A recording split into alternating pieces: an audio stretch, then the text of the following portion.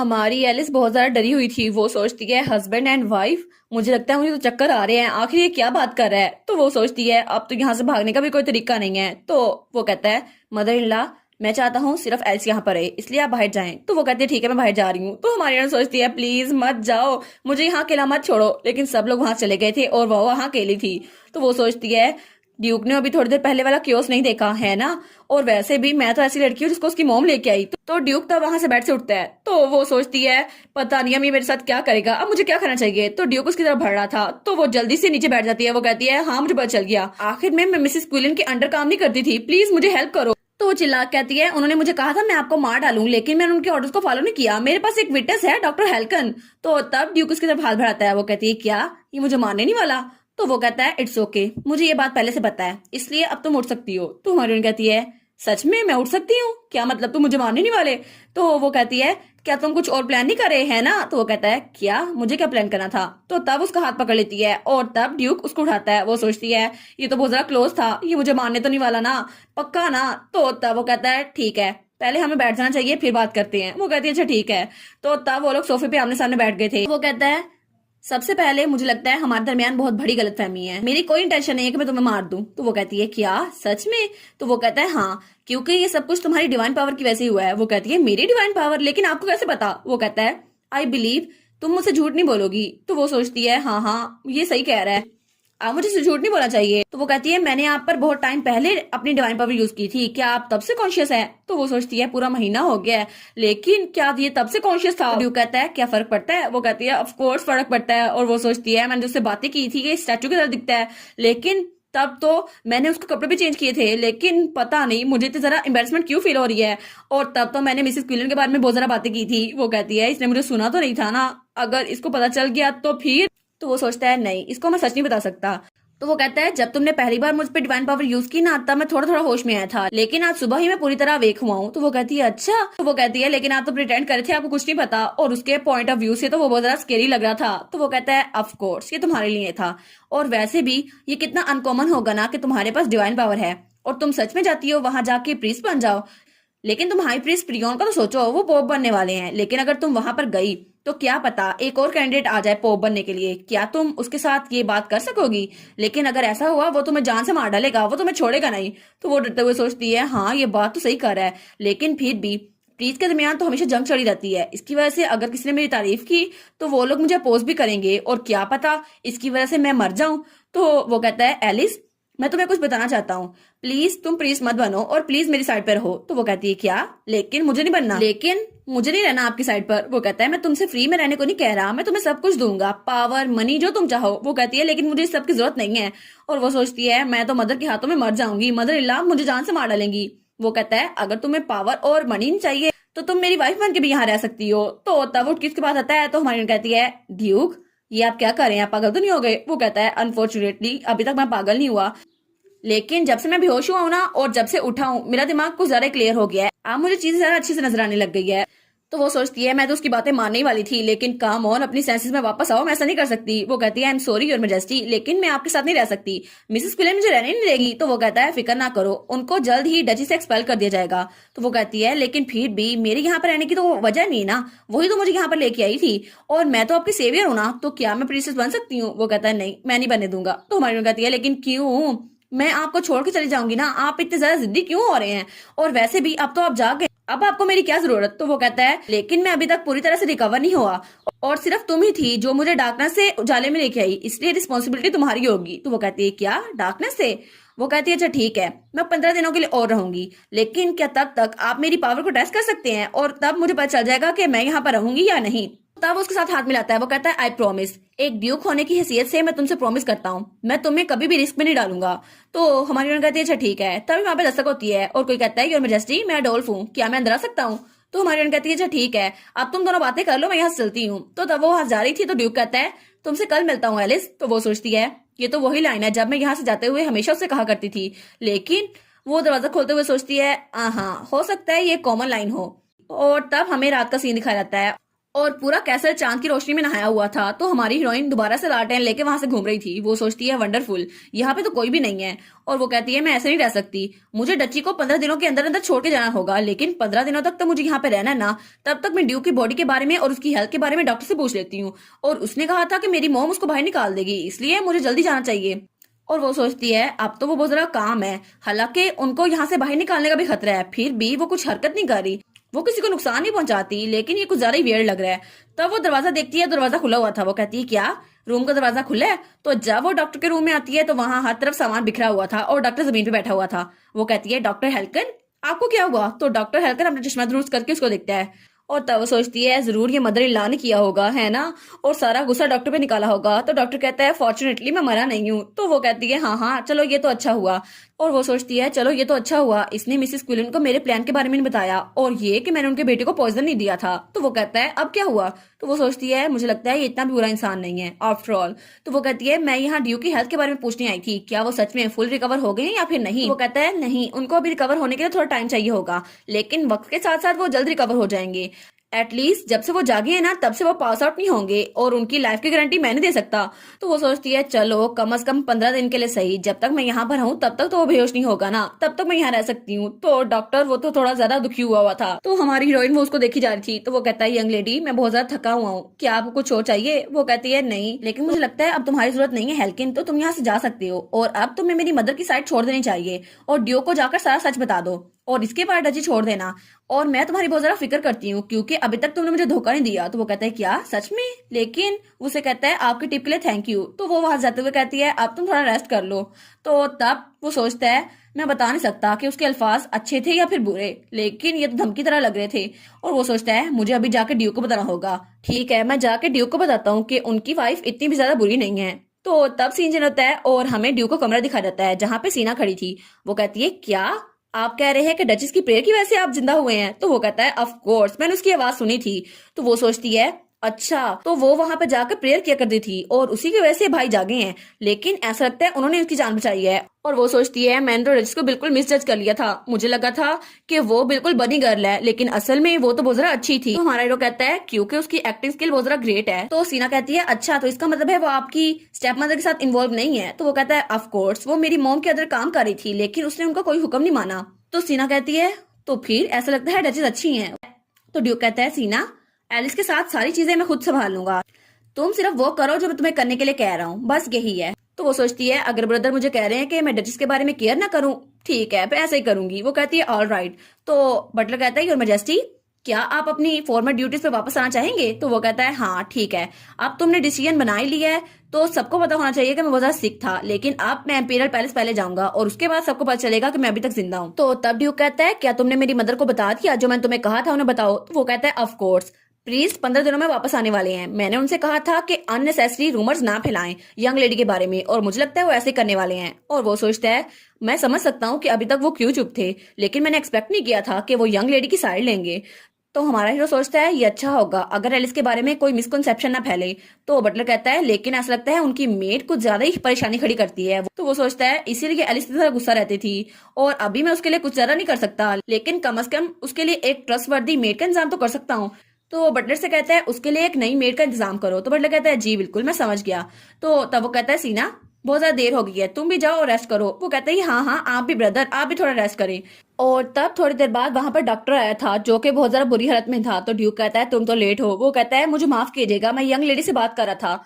तो ड्यूक बहुत ज्यादा गुस्से में आ गया था। वो कहता है तुम उससे किस बारे में बात कर रहे थे? तो डॉक्टर कहता है वो तो मुझे एडवाइस दे रही थी क्योंकि वो मेरे बारे में बहुत ज्यादा फिक्रमंद है। और डॉक्टर सोचता है मैंने कभी सोचा नहीं था कि वो मेरे बारे में फिक्रमंद होंगी। तो कैलियस का पॉइंट ऑफ व्यू ये था कि मैं यंग लेडी से बात करा था और उन्होंने कहा था कि मैं आपके लिए बहुत ज्यादा परेशान हूँ और वो तो बहुत ही ज्यादा गुस्से में आ गया था। वो कहता है सच में ऐसा लगता है तुम एलिस के साथ बहुत ज्यादा क्लोज हो, और वो तो पूरा आग में जल रहा था। तो डॉक्टर कहता है क्या? नहीं नहीं नहीं आपको गलत समझ आ रहा है, आप क्या समझ रहे हैं? तो ड्यूक को देखकर वो कहता है नहीं नहीं नहीं आपको गलत फहमी हुई है, असल में वो मेरे पास आई थी क्योंकि उन्हें आपके बारे में फिक्र हो रही थी, वो मुझसे आपकी हेल्थ के बारे में पूछ रही थी और कुछ नहीं। तो हेलियोस कहता है अच्छा अगर ऐसे ही तो तुम मुझे शुरू से बता देना चाहिए था, मुझे गलतफहमी ना होती। तो तब वो कहता है अब तुम्हें एक हफ्ते के अंदर अंदर पैलेस जाना होगा, वहां जाके पॉइजन को मजीद इन्वेस्टिगेट किया जाएगा।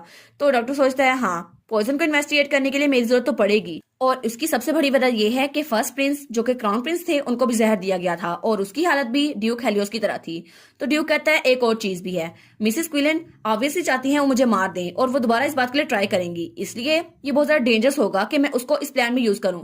इसलिए ये बहुत ज्यादा डेंजरस होगा कि तुम उनसे दूर हो। इसलिए वो उसको एक रिकॉर्डर देता है और कहता है आप तुम उनके सामने ऐसे प्रिटेंड करना जैसे तुम उनके अंडर काम कर रहे हो, लेकिन अगर वो कुछ भी कहें तो इस जेम स्टोन में रिकॉर्ड कर लेना, शायद इसको हम बाद में इस्तेमाल कर सकते हैं। तो डॉक्टर कहता है ठीक है बिल्कुल मैं ऐसे ही करूंगा माय लॉर्ड, और आप फिक्र ना करें। और फिर डॉक्टर सोचता है अब मिसेस क्विलन तो गई काम से, उनके खिलाफ तो पूरी तैयारी पक्की है।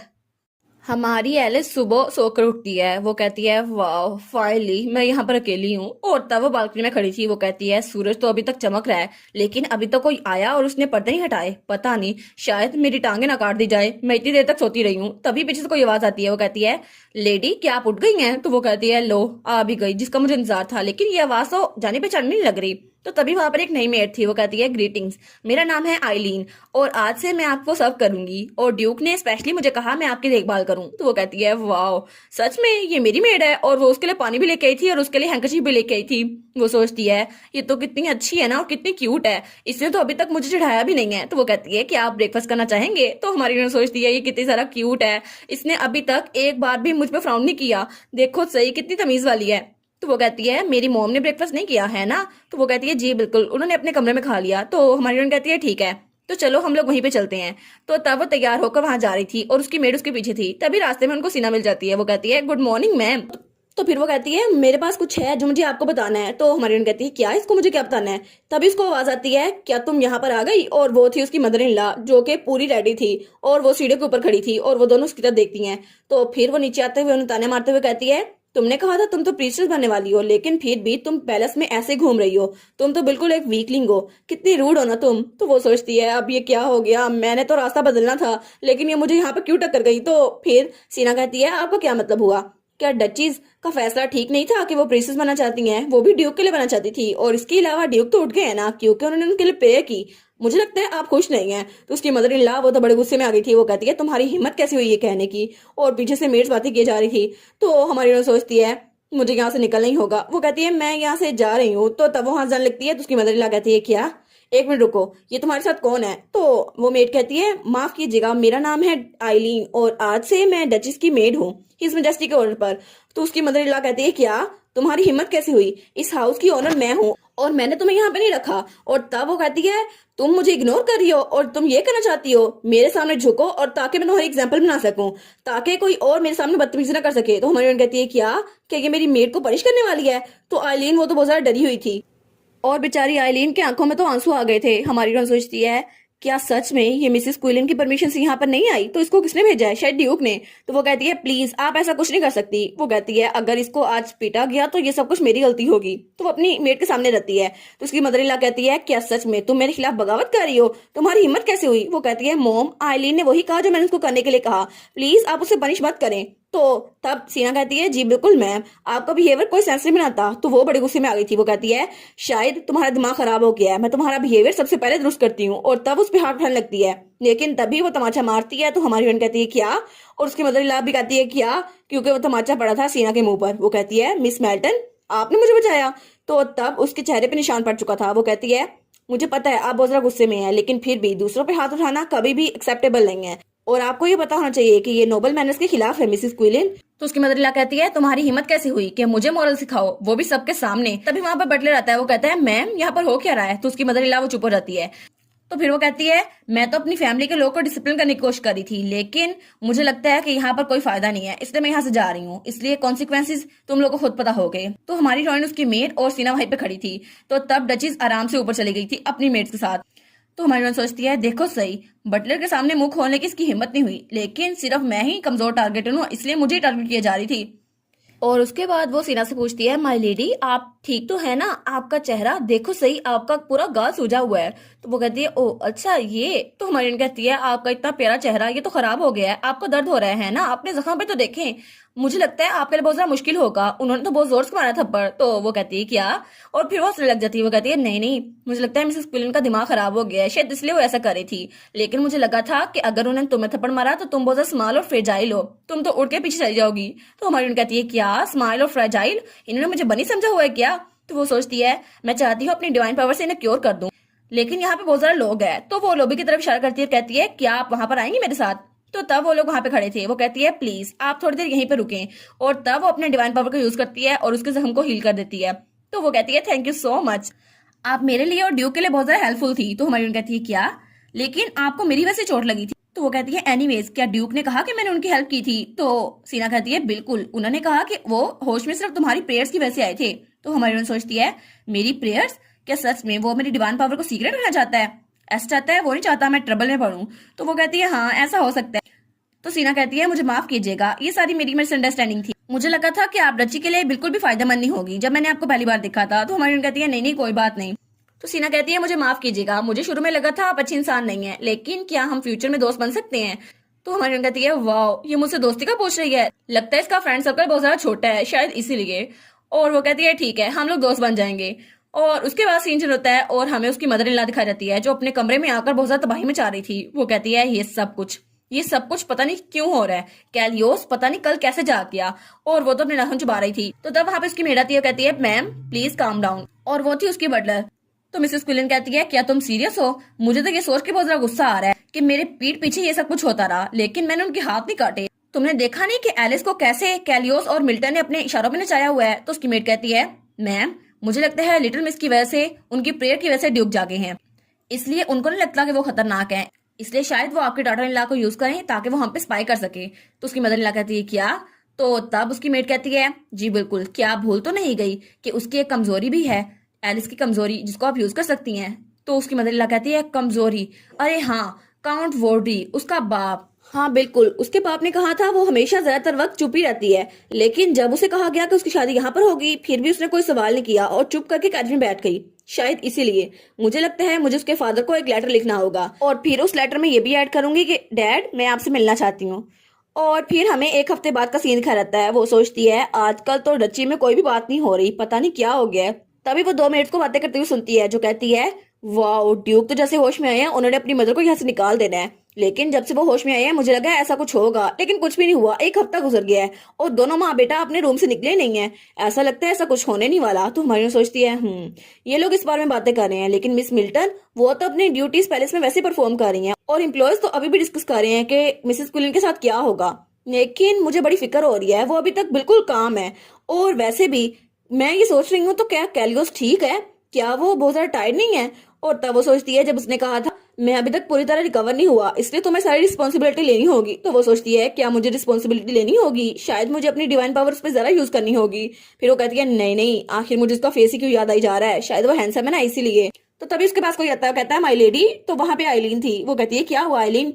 तो वो कहती है वो माफ कीजिएगा लेकिन आपको जरा अंदर जाना होगा जल्दी से, क्योंकि आपके फैमिली मेंबर्स यहाँ पर आए हैं आपसे मिलने के लिए। तो हमारी कहती है क्या मेरी फैमिली मेंबर्स, लेकिन वो यहाँ पर कैसे।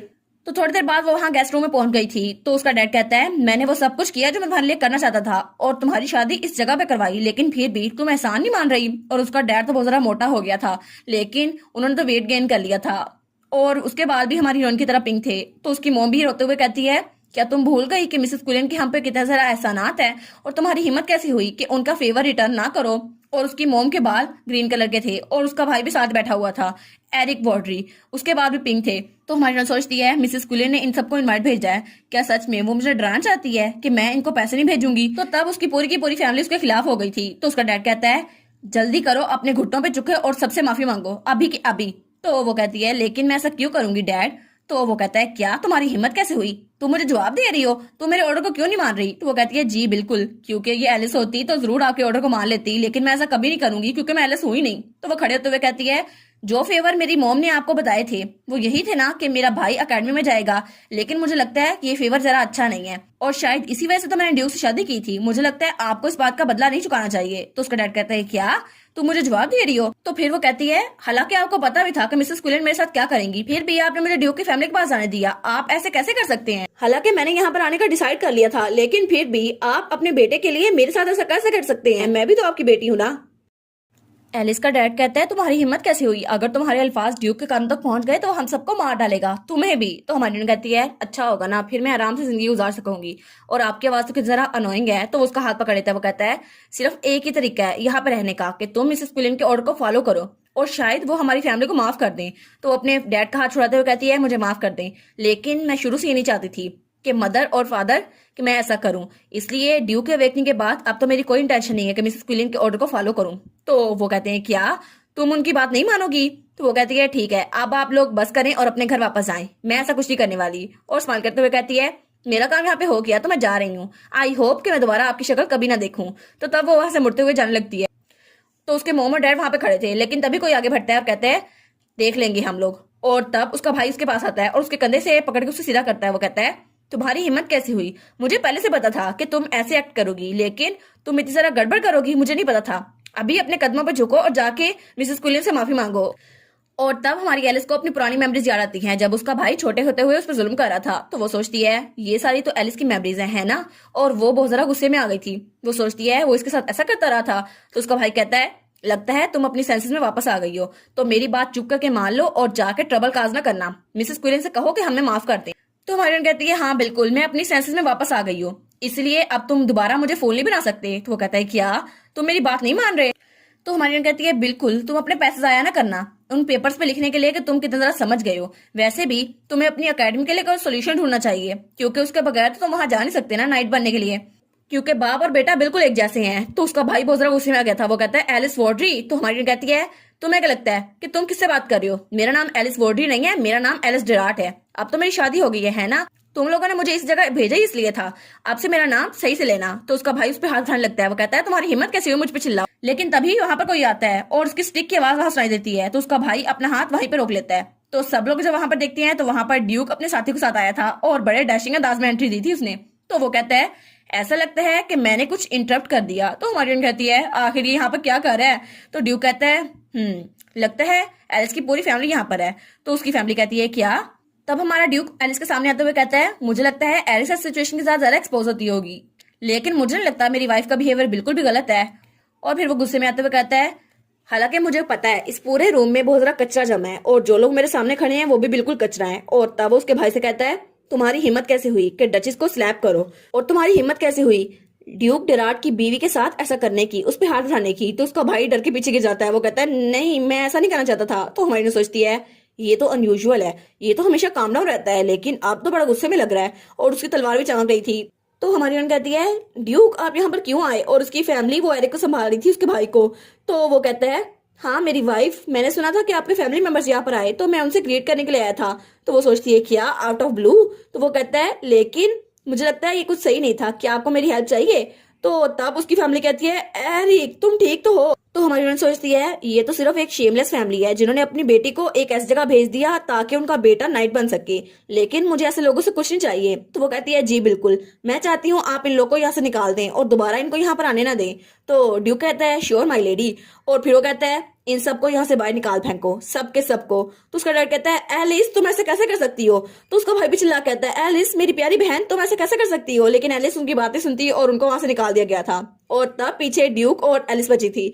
तो तब वो कहती है thank you so much Duke आपकी हेल्प के लिए, लेकिन मैं ऐसा नहीं चाहती थी और आपने सडनली मुझे विजिट किया इसके लिए thank you so much, please इसके बदले में कुछ एक्सपेक्ट ना कीजिएगा। और वो सोचती है वैसे भी मैं डची में नहीं रहना चाहती, मैं प्रिंसेस बनना चाहती हूँ। तो वो कहता है फिक्र मत करें, मैं नहीं चाहता कि मुझे वापसी में कुछ मिले, मैं बस आपकी हेल्प करना चाहता था। क्या अब भी आपको मेरी ऑफर कबूल नहीं है? वो कहती है हाँ हाँ मुझे बिल्कुल भी कबूल नहीं है। तो वो कहता है अच्छा ठीक है मेरी प्यारी वाइफ मुझे माफ कीजिएगा, लेकिन जो भी टाइम बचा है आपको मेरे साथ गुजारना होगा। वो कहती है हाँ तुम मुझे वाइफ क्यों कह रहे हो, आखिर ये कहने की जरूरत क्या है? तो वो कहता है लेकिन आपने अभी नहीं कहा था मेरा नाम एलिस डेराट है, तो इस हिसाब से तो मेरी वाइफ आप लेडी हुई है ना? तो वो कहती है लेकिन हम लोग कपल थोड़ी ना है, हम तो क्लोज भी नहीं है। तो वो कहता है अच्छा ठीक है तो अब से मैं आपको एलिस कहूंगा। तो हमारी सोचती है क्या ये मेरा मजाक उड़ा रहा है? तो तब ड्यूक कहता है क्या आप अपनी फैमिली को बाहर निकालने से सेटिस्फाई नहीं है? अगर आप चाहे तो मैं उनको बैन डाउन भी कर सकता हूँ, उनको मरवा भी सकता हूँ। तो हमारी कहती है नहीं नहीं, बस उनको बाहर निकालना काफी था। तो वो कहता है ऑल राइट। वो कहती है अच्छा ठीक है, मुझे रेस्ट करना है, मैं यहाँ से जा रही हूँ। तो तब उसका हाथ पकड़ता है, कहता है ठीक है, मैं उनको नहीं मारूंगा। और तब उसके हाथ पे किस करते हुए कहता है जैसा आप कहें माई लेडी। और वो तो हमारी हीरोइन को बड़े प्यार से देख रहा था। तो हमारी हीरोइन वो तो ब्लश के जा रही थी। वो कहती है क्या अब इसने क्या किया? तो वो कहता है प्लीज अपना ख्याल रखना एलिस। वो कहती है हाँ ड्यूक, और वहां से जल्दी से भाग जाती है। और हमारा ड्यूक उसको जाते हुए वहां से देख रहा था। तभी वहां पे बटलर आता है। वो कहता है सर जैसा आपने कहा था हमने वैसा किया। तो हमारा हीरो कहता है अच्छा ठीक है। तो फिर वो कहता है योर मेजेस्टी। तो ड्यूक कहता है हाँ क्या हुआ? तो ड्यूक अपने हाथ को देख रहा था। वो सोचता है उसके हाथ की वाम तो अभी तक मुझे फील हो रही है, शायद वो बहुत ज्यादा क्यूट है। हालांकि उसको लगता है मैं इसकी फिक्र नहीं करता, लेकिन फिर भी वो कितना ज्यादा क्यूट है। तो फिर ड्यूक कहता है डचीज के लिए सारा खाना खुद तैयार करवाना और उनके लिए डिजर्ट बिल्कुल ना भूलना। और मैं चाहता हूँ कि वार्डी फैमिली सिस्टम को देख लो एक बार, और उनके बारे में जो कुछ पता चले मुझे आके बताओ। तो बटलर कहता है जी मैं समझ गया। तो फिर ड्यूक सोचता है मुझे हर वो चीज निकालनी होगी जो उसके लिए अच्छी नहीं है। तो बटलर कहता है सर क्या मैं आपसे कुछ पूछ सकता हूँ? तो ड्यूक कहता है हाँ पूछो। तो वो कहता है बाय द वे क्या आपके दिल में डचेस के लिए, लिटिल लेडी के लिए फीलिंग्स है? तो ड्यूक कहता है क्या फीलिंग्स? और वो सोचता है क्या सच में मेरे दिल में उसके लिए फीलिंग्स है? तो बटलर कहता है नहीं, मैं देख रहा था कि आपका एटीट्यूड उनकी तरफ थोड़ा अलग है, इसलिए मैं वंडर कर रहा था। तो ड्यूक कहता है तुम्हें क्या लगता है मैं डची से प्यार करता हूँ? ऐसा हो ही नहीं सकता, वैसे भी उसने मेरी हेल्प की थी, तो मैं बस उसकी तरफ ऐसे ही अच्छे अंदाज में हूँ। और वो सोचता है मेरी मोम, उनकी जिंदगी इस प्यार की वजह से तबाह हुई थी, और मेरे डैड, उन्होंने तो प्यार के नाम पर पता नहीं कितने लोगों को धोखा दिया था, और मैंने अपनी जिंदगी में सिर्फ धोखा ही देखा है, और मेरी पूरी की पूरी जिंदगी सिर्फ एम्प्टी या सेंटीमेंट से भरी हुई है। और इसलिए मैंने खुद से वादा किया था मैं दोबारा किससे प्यार नहीं करूंगा, इसलिए मुझे तो प्यार पे यकीन ही नहीं है। तो वो कहता है बिल्कुल नहीं, एलिस मेरी सेवियर है और मैं उसकी तरफ ग्रेटिट्यूड दिखा रहा हूँ क्योंकि उसने मेरी जान बचाई थी, है ना? वैसे भी मैं इतना तो कर ही सकता हूँ। तो बटलर कहता है मुझे माफ कीजिएगा, मैंने बिना वजह ही कुछ पूछ लिया। तो ड्यू कहता है हाँ ठीक है। और फिर वो जाते हुए सोचता है लेकिन मेरा दिल इतना सारा रेस्टलेस क्यों हो गया है? हालांकि जब मैं उससे पहली बार मिला था तो मुझे बहुत ज्यादा स्पेशल फील हुआ था, और अभी भी, लेकिन उसके एक्सप्रेशन, मुझे उसे देखकर कुछ अजीब फील क्यों होता है? और तब वो खिड़की पास जाकर खड़ा हो गया था। वो सोचता है मोर प्रिसाइसली, वैसे भी शायद मैं इसलिए एंग्शियस हूँ क्योंकि मुझे डर है कि मैं एलिस की डिवाइन पावर को खो ना दूं, क्योंकि उसी की वजह से तो मैं जिंदा हुआ था, है ना? अगर वो मेरे पास ना हुई तो क्या पता तो मैं दोबारा से उसी डार्कनेस में चला जाऊं जहां से मैं आया था, लेकिन मैं ऐसा नहीं चाहता। अरे हाँ, ये प्यार बिल्कुल नहीं है, ये सिर्फ ऐसी फीलिंग्स हैं जिसकी वजह से मैं खुद की हिफाजत करना चाहता हूँ, बिल्कुल सिर्फ अपनी हिफाजत। हमें अगले दिन दोपहर का सीन दिखा रहता है जब मिसेस क्विलन बहुत ज्यादा गुस्सा थी। उसको बताया जाता है कि ड्यूक एम्पर के पास चले गए हैं। तो वो सारे के सारे बर्तन दीवार पे फेंकती है और उसके सामने वही मेड खड़ी थी। वो कहती है क्या सच में वो मेरे जागने से पहले चला गया? तो मेड कहती है जी बिल्कुल। तो वो कहती है आखिर तुम मुझे अभी ये क्यों बता रही हो? तो वो बहुत ज्यादा डरी हुई थी। वो कहती है मुझे माफ कर दे, ये मेरी गलती है, प्लीज मुझे बख्श दे। तो मिसेस क्विलन कहती है तुम बेवकूफ, तुम्हें उस पर नजर रखने के लिए भेजा था, लेकिन वो मेरे जागने से पहले कैसे चला गया? और वो सोचती है वाइकाउंट फोर्ट्री, उनको भी ड्यूक ने बाहर भेज दिया, और मेरा वो प्लान जो एलिस को बर्बाद करने का था वो भी बर्बाद हो गया। अगर ऐसे चलता रहा तो मेरी पोजीशन और सब कुछ मुझे छीन जाएगा। तो उसकी वर्डर कहती है मैडम। तो वो कहती है क्या अब तुम मुझे क्यों बुला रही हो? तो वो कहती है क्या अब भी आपके पास यूजफुल कार्ड्स नहीं बचे हुए? तो वो कहती है क्या कार्ड्स?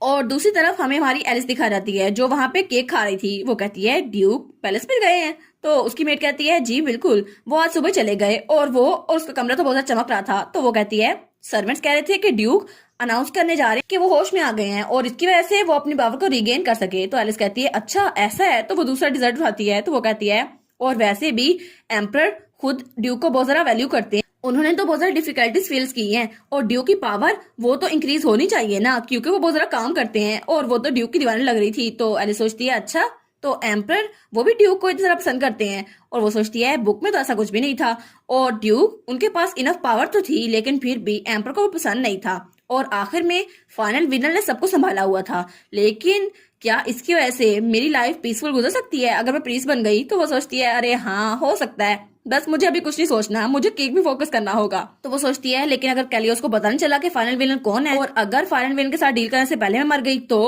तो वो कहती है नहीं नहीं, मेरी जिंदगी तो सारी बेकार चली जाएगी ना, और वैसे भी सीना को तो लास्ट मोमेंट में पता चला था ना, लेकिन मुझे तो पता है अगर ऐसा हुआ तो सबसे सेफेस्ट जगह टेम्पल ही है। तो उसकी मेड आइलिन कहती है मैडम आप ठीक तो हैं? तो हमारी हीरोइन कहती है हाँ हाँ मैं ठीक हूँ, और वो तो सच में बहुत ज्यादा परेशान लग रही थी। तो आइलिन को परेशान हो जाती है। वो कहती है आपकी तबीयत ठीक नहीं लग रही? तो वो कहती है प्लीज अभी आप फिनिश करें इस डिजर्ट को जो ड्यूक ने आपके लिए बनवाया है। तो वो कहती है क्या कौन सी चीज किसने किसी के लिए बनाई है? तो वो कहती है ड्यूक ने स्पेशली कहा था कि आपके लिए डिजर्ट बनाया जाए, वो कल से कह रहे हैं आपका अच्छे से देखभाल करें क्योंकि आप उनकी फैमिली है ना। तो हमारी यूनो सोचती है क्या सच में ड्यूक ने मेरी डाइट को इसलिए बेहतर कर दिया है, ये सब कुछ ड्यूक की वजह से हुआ है। और वो सोचती है कल तो वो बहुत ज्यादा कूल लग रहा था ये कहते हुए, लेकिन वो तो ब्लश करने लग जाती है। तो वो सोचती है प्लीज अब उसका हैंडसम फेस याद ना करो, तुम तो ब्लश कर रही हो। तो आइलीन उसको देखकर स्माइल कर रही थी। तो हमारी बहन कहती है मुझे अपने दिमाग को शांत करने की जरूरत है, तो प्लीज तुम जाके रेस्ट करो। तो आइलीन कहती है जी जी बिल्कुल। और उसके बाद सीन चेंज होता है और हमें पैलेस का सीन दिखा जाता है जहाँ पे ड्यूक पहुंच गया था और उसके साथ ही कोई खड़ा था। तो ड्यूक कहता है चलो फाइनली मैं यहाँ पर पहुंच गया, अब मुझे वही काम करना होगा जो मुझे करना है। तो वो कहता है डॉक्टर, और उसके साथ जो खड़ा था वो असल में डॉक्टर था जिसने अपना रूप बदला हुआ था। वो कहता है प्लीज आराम से वेट करना। तो वो कहता है जी जी मैं समझ गया। और उसके बाद वो एम्पर के सामने था। तो ड्यूक उसके सामने झुकते हुए कहता है हिज मैजेस्टी मैं आपसे मिलने आया हूँ, मैं हूँ ड्यूक डेराट, आपका रॉयल नाइट। तो एम्पर वो कहता है ठीक है उठ जाओ। और वो उसको देखकर परेशान हो गया था, लेकिन उसके सामने कहता है तुम्हें दोबारा से रिकवर देखकर मुझे बहुत ज्यादा खुशी हुई। तो ड्यूक सोचता है हाँ खुशी तो इनके चेहरे से जाहिर हो रही है। तो एम्पर का साथी उसके कान में कुछ कहता है और तब वो सोचता है मेरे जागने की खबर तो हर कहीं फैल रही है। तब वो कहता है ये आदमी जो उसके साथ खड़ा है ये तो एम्पर का खास सिपाही है और यही सारी खबरें उसे ला के देता है। तो एम्पर उसको देखता है और वो सोचता है लगता है एम्पर की शार्पनेस वो खत्म हो गई है, लेकिन शायद वो अपने साथी पे निर्भर है। तो वो कहता है थैंक यू एम्पर के फेवर्स के लिए, और मैं बहुत ज्यादा खुश हूँ कि आपकी केयर की वजह से मेरी यहाँ पे शादी हो गई और सारे प्रोसीजर को इग्नोर कर दिया गया, लेकिन डचिस की वजह से और उनकी केयर की वजह से मैं जाग उठा। तो एम्पर कहता है वो असल में। तो ड्यूक सोचता है अरे हाँ ये मैरिज तो अप्रूवल हुई नहीं थी और एम्पायर ने मेरी फैमिली को निग्लेक्ट कर दिया था, लेकिन उन्होंने मेरी फैमिली को इसलिए निग्लेक्ट कर दिया ताकि लेडी कुलन के साथ मिलकर वो वहां पर कब्जा कर सकें। लेकिन अगर वो डिराट फैमिली को एस्ट्रेट कर रहे हैं नेशन की को, तो फिर उनका कुछ नहीं हो सकता। और सबसे इम्पोर्टेंट बात यह है कि रॉयल पावर सबसे ज्यादा मेरी फैमिली से ही डरता है और इसी वजह से एम्पर मुझसे नफरत करता है। हालांकि जिस दिन मैं मर गया तब भी वो मुझसे नफरत करता रहेगा। तो वो कहता है ये सब कुछ कभी खत्म नहीं होगा जब तक नया एम्पर बन नहीं जाता। तो वो कहता है इसलिए मैं यहाँ पर आया हूँ क्योंकि मैं अपने आप को आपके लिए डिवोट करना चाहता हूँ, प्लीज मुझे मेरी मिलिट्री पोजीशन और मेरी मिलिट्री पावर वापस दें जैसा आपने प्रॉमिस किया था। तो एम्पर कहता है क्या? तो उसका साथी कहता है क्या इनको याद था? तो ड्यूक स्माइल करते हुए कहता है जी बिल्कुल, आपने मुझसे प्रॉमिस किया था क्योंकि वार मेरी वजह से जीती गई थी और मुझे लगता है कि आप इसकी वजह से इस बात को भूल नहीं गए होंगे। तो एम्पर कहता है हाँ वो पोजीशन तो तुम्हारी है, लेकिन वो पोजीशन अब किसी और को नहीं दी जा सकती ना, इसलिए ये बहुत ज्यादा इनएडुकेट होगा और वो बहाने बनाने लगता है। लेकिन ड्यूक सोचता है ये तो अनमैच्ड है इस कंट्री का एम्पर बनने के लिए, इसको तो खुद समझ नहीं आ रहा ये क्या बोल रहा है। तो ड्यूक कहता है अच्छा ठीक है, अगर आपको इस बात की समझ नहीं आ रही तो हम अगले महीने रेगुलर मीटिंग में इसको डिस्कस कर सकते हैं। तो एम्पर कहता है हाँ ये तो ठीक लग रहा है। तब ड्यूक स्माइल करते हुए कहता है अगर आपकी इजाजत हो तो मैं क्राउन प्रिंस से मिलना चाहूंगा जो वहाँ पे बेहोश पड़े हैं। और दूसरी तरफ हमें हमारी हीरोइन दिखा जाती है, वो सोचती है मेरा सर तो बहुत ज्यादा घूम ही जा रहा है कैलियोस की वजह से, और अभी तक तो मैंने बहुत ज्यादा खा लिया था, मेरा पेट भी बहुत ज्यादा दर्द कर रहा है, अब तो मेरा पेट बहुत ज्यादा दर्द कर रहा है इतना कि मुझसे चला भी नहीं जा रहा। तभी उसको एक जगह दिखाई देती है, वो कहती है क्या ये जगह? और वहां पे कोई पुराना घर था। वो कहती है ये जगह तो मेंशन के पीछे है ना, लेकिन ये जगह यहाँ पर है, यहाँ पे कोई भी नहीं है, ऐसी जगह पे इंटर होना अच्छा नहीं होता। तो तभी उसे किसी की आवाज आती है, वो कहती है क्या अब ये किसकी आवाज आई? तो तब वहां पे कोई आ रहा था। वो कहती है यहाँ पर कौन आ रहा है? तो वहां पर उसकी वही पुरानी मेट थी। वो सोचती है क्या ये बैरिस नहीं है, लेकिन अगर इसने मुझे देख लिया तो वो कहती है अगर हम अभी मिल गए तो अभी ये मेरे बाल पकड़ लेगी, लेकिन मुझे इससे बाल नहीं पकड़वाने। तो वो जल्दी से उस घर के अंदर भाग जाती है। वो कहती है छुप जाते हैं, अभी थोड़ी देर के लिए मैं यहाँ पे छुप जाती हूँ। तो वो दरवाजा खोल के अंदर दाखिल हो गई थी और वो तो वहां पे छुपी हुई थी, लेकिन वो खिड़की के साथ खड़ी थी। तभी उसे आवाज आती है बैरिस। तो उसको कोई बुला रहा था। तो बैरिस के सामने कोई आदमी खड़ा था। वो कहती है टॉम। तो मारिया सोचती है क्या लेडी किलिन यहाँ पर नहीं है, लेकिन ये कितना ऑकवर्ड लग रहा है ना इन दोनों को छुप के बातें करते हुए देखना, लेकिन ये है कौन? तो वो कहता है अब इससे फर्क नहीं पड़ता, मुझे लगता है कि हमारी पहली एफर्ट वो फेल हो गई है। वो सोचती है क्या इसकी आवाज इतनी ज्यादा परेशान क्यों लग रही है? तो तब वो टॉम कहता है ये बहुत ज्यादा इंपॉर्टेंट है, चलो जाके अंदर बिल्डिंग के अंदर बात करते हैं। तो हमारी सोचती है क्या ये अंदर आ रहे हैं, अगर अंदर आए तो मैं कहाँ जाऊंगी? तो तब बैरिस कहती है नहीं नहीं ये लेट डचेस की जगह है, यहाँ पे तो वो गुजरी थी ना, हम लोग वहां नहीं जा सकते, यहाँ पे तो भूत भी हो सकते हैं। तो हमारी सोचती है क्या यहाँ पर भूत होंगे? तो उस जगह पे देखती है तो वहां पे सफाई नहीं हुई थी और सारा का सारा सामान वैसे ही पड़ा हुआ था। और सोचती है अच्छा तो ये सेपरेट बिल्डिंग ये फॉर्मर डचेस के लिए थी जो कि कैलियस की माँ है ना। तो तब वो बाहर देखती है तो वो कहता है ठीक है चलो सेफ रहने के लिए मैं तुम्हें अभी बता देता हूँ, मिसेस क्विले ने कहा है कि हम थोड़ी एहतियात करें। तो वो कहती है क्या अब तुम यहाँ पे आए गए हो तो इस मेडिसिन को रिट्रीव कर लो। तो वो कहता है क्या इसमें क्या लिखा है, क्या ये पॉइजन बेचने वाले का पता नहीं है? तो वो कहती है हाँ बिल्कुल। तो वो कहता है लेकिन अभी तो वो ड्यूक को पॉइजन देने में नाकाम हो गई थी, लेकिन ड्यूक अभी तो जागे हैं, अगर कुछ गलत हो गया तो हम सब के सब मरेंगे। तो वो कहती है नहीं नहीं, ये वक्त नहीं है, वैसे भी अब सबको पता है कि वो जाग गए हैं, तो दोबारा ड्यूक को पता भी नहीं होगा कि उनको जहर दिया गया है, इसलिए हमें अभी ये करना होगा। क्या तुम भूल गए हो कि पिछली बार भी तुमने ही ड्यूक को जहर दिया था? तो वो कहता है क्या? और फिर उसको डराते हुए कहती है लेकिन अगर मिसेस क्विलिन पकड़ी गई तो हम दोनों भी जान से गए। और तब उस पेज को देखते हुए कांप रहा था। वो सोचता है अच्छा तो मुझे ये काम करना ही होगा। तो वो कहता है लेकिन ड्यू को पहले भी पॉइजन दिया गया है, अब तो सिक्योरिटी टाइट हो गई है, उनको पॉइजन इस बार देगा कौन, मैं तो नहीं देने वाला। तो वो कहती है तुम फिक्र ना करो, ये काम वो डॉक्टर करेगा, हम उसको कहेंगे कि वो इस सबको मिला दे और सब कुछ वही करेगा। तो टॉम कहता है अच्छा ठीक है मैं समझ गया, तो मुझे ये कब लेके आना है? तो वो कहती है बस इसको तब लेके आना 2 दिनों में, जब छोटे लोड यहाँ पर आने वाली है, और जब वो यहाँ पर आएंगे तब तुम इसको ला सकते हो। तो एलिस सोचती है क्या वो दोबारा से ड्यूक को जहर देने वाले हैं? लेकिन अभी मैंने क्या सुना, क्या मुझे ये सुनना भी चाहिए था या फिर नहीं? एम्परर घबराते हुए कहता है तुम क्राउन प्रिंस के पैलेस में जाना चाहते हो उससे मिलने के लिए? तो हमारा ड्यूक कहता है जी बिल्कुल, मैं मौत के मुंह से वापस आया हूं ना, तो मैं चाहता हूं कि मैं भी क्राउन प्रिंस से मिलूं ताकि मेरी पॉजिटिव एनर्जी उनके साथ शेयर कर सकूं। तो एम्परर कुछ सोचता है और वो कहता है हाँ ठीक है, ड्यूक ने इतने दिल से कहा है तो मैं इसको रिफ्यूज कैसे कर सकता हूँ, मैं इस बात की इजाजत देता हूँ। तो ड्यूक कहता है थैंक यू सो मच। और तब वो लोग उस पैलेस में पहुंच चुके थे और वहां पर बहुत ज्यादा स्पाई थे, लेकिन अंदर हॉलवे में कोई भी नहीं था। वो सोचता है बाहर तो सिक्योरिटी बहुत ज्यादा टाइट है लेकिन अंदर हर जगह इम्प्टी है, लेकिन सच में ये फर्स्ट प्रिंस की जगह है या उनको अबंडन कर दिया गया है? तो तब उसके कमरे पहुंच गए थे और फर्स्ट प्रिंस वहां बेड पे लेटा हुआ था। तो जो आदमी उनको छोड़ के गया था वो कहता है ठीक है अब मैं यहाँ से चलता हूँ। तो ड्यूक सोचता है वो इसको ऐसे छोड़ गया ऐसे अजनबियों के साथ, क्या सच में क्राउन प्रिंस की कोई जगह बची भी है या फिर नहीं? वो लोग तो इसको निग्लेक्ट कर रहे हैं। तो वो कहता है डॉक्टर जल्दी से क्राउन प्रिंस की कंडीशन को मॉनिटर करो। तो वो कहता है जी जी मैं करता हूँ। तो तब ड्यूक सोचता है इस पूरे एम्पायर में 3 प्रिंस हैं। सबसे पहला प्रिंस क्राउन प्रिंस जो कि लेट एम्प्रेस का बेटा है, दूसरे नंबर पे है दूसरा प्रिंस जो कि अभी वाली एम्प्रेस का बेटा है, और तीसरे नंबर पे है तीसरा प्रिंस जो कि एक मेड का बेटा है जिसकी वजह से उसे कोई भी अहमियत नहीं दी गई। और इन तीनों प्रिंसेस में सबसे ज्यादा आउटस्टैंडिंग एबिलिटी वाला क्राउन प्रिंस ही था, लेकिन 2 साल पहले वो अचानक कोमा में चला गया क्योंकि उसको पॉइजन दिया गया था। और दूसरा बेटा उसको तो बहुत ज्यादा बदनामी हुई थी क्योंकि उसकी माँ जितनी ज्यादा काइंड हार्टेड है वो उसके बिल्कुल उलट है, और पूरे नॉवल फैमिली में वो बहुत ज्यादा इनफेमस है। और तीसरे नंबर पे उसको तो कोई जानता भी नहीं है, इसलिए शायद उसको मरवा दिया जाएगा, लेकिन उसका फेस अभी तक किसी को नहीं पता। और वो सोचता है इसलिए पावर स्ट्रगल में हमें सबसे पहले इस बात का ध्यान रखना होगा कि हम क्राउन प्रिंस को सपोर्ट करें, अगर वो राजा बन गया फिर तो सारी मुश्किलें हल हो जाएंगी। तो वो कहता है क्राउन प्रिंस की स्टेट क्या है, क्या वो ठीक हो जाएगा? तो वो कहता है मुझे लगता है इनको जो जहर दिया गया है वो सिर्फ 1 लाख में मिल सकता है, और उसका एंटीडोट वो तो बहुत ज्यादा दूर है, लेकिन उसकी वजह से बहुत ज्यादा हेलुसिनेशन होती है, इसलिए इसको रोकना बहुत ज्यादा मुश्किल है।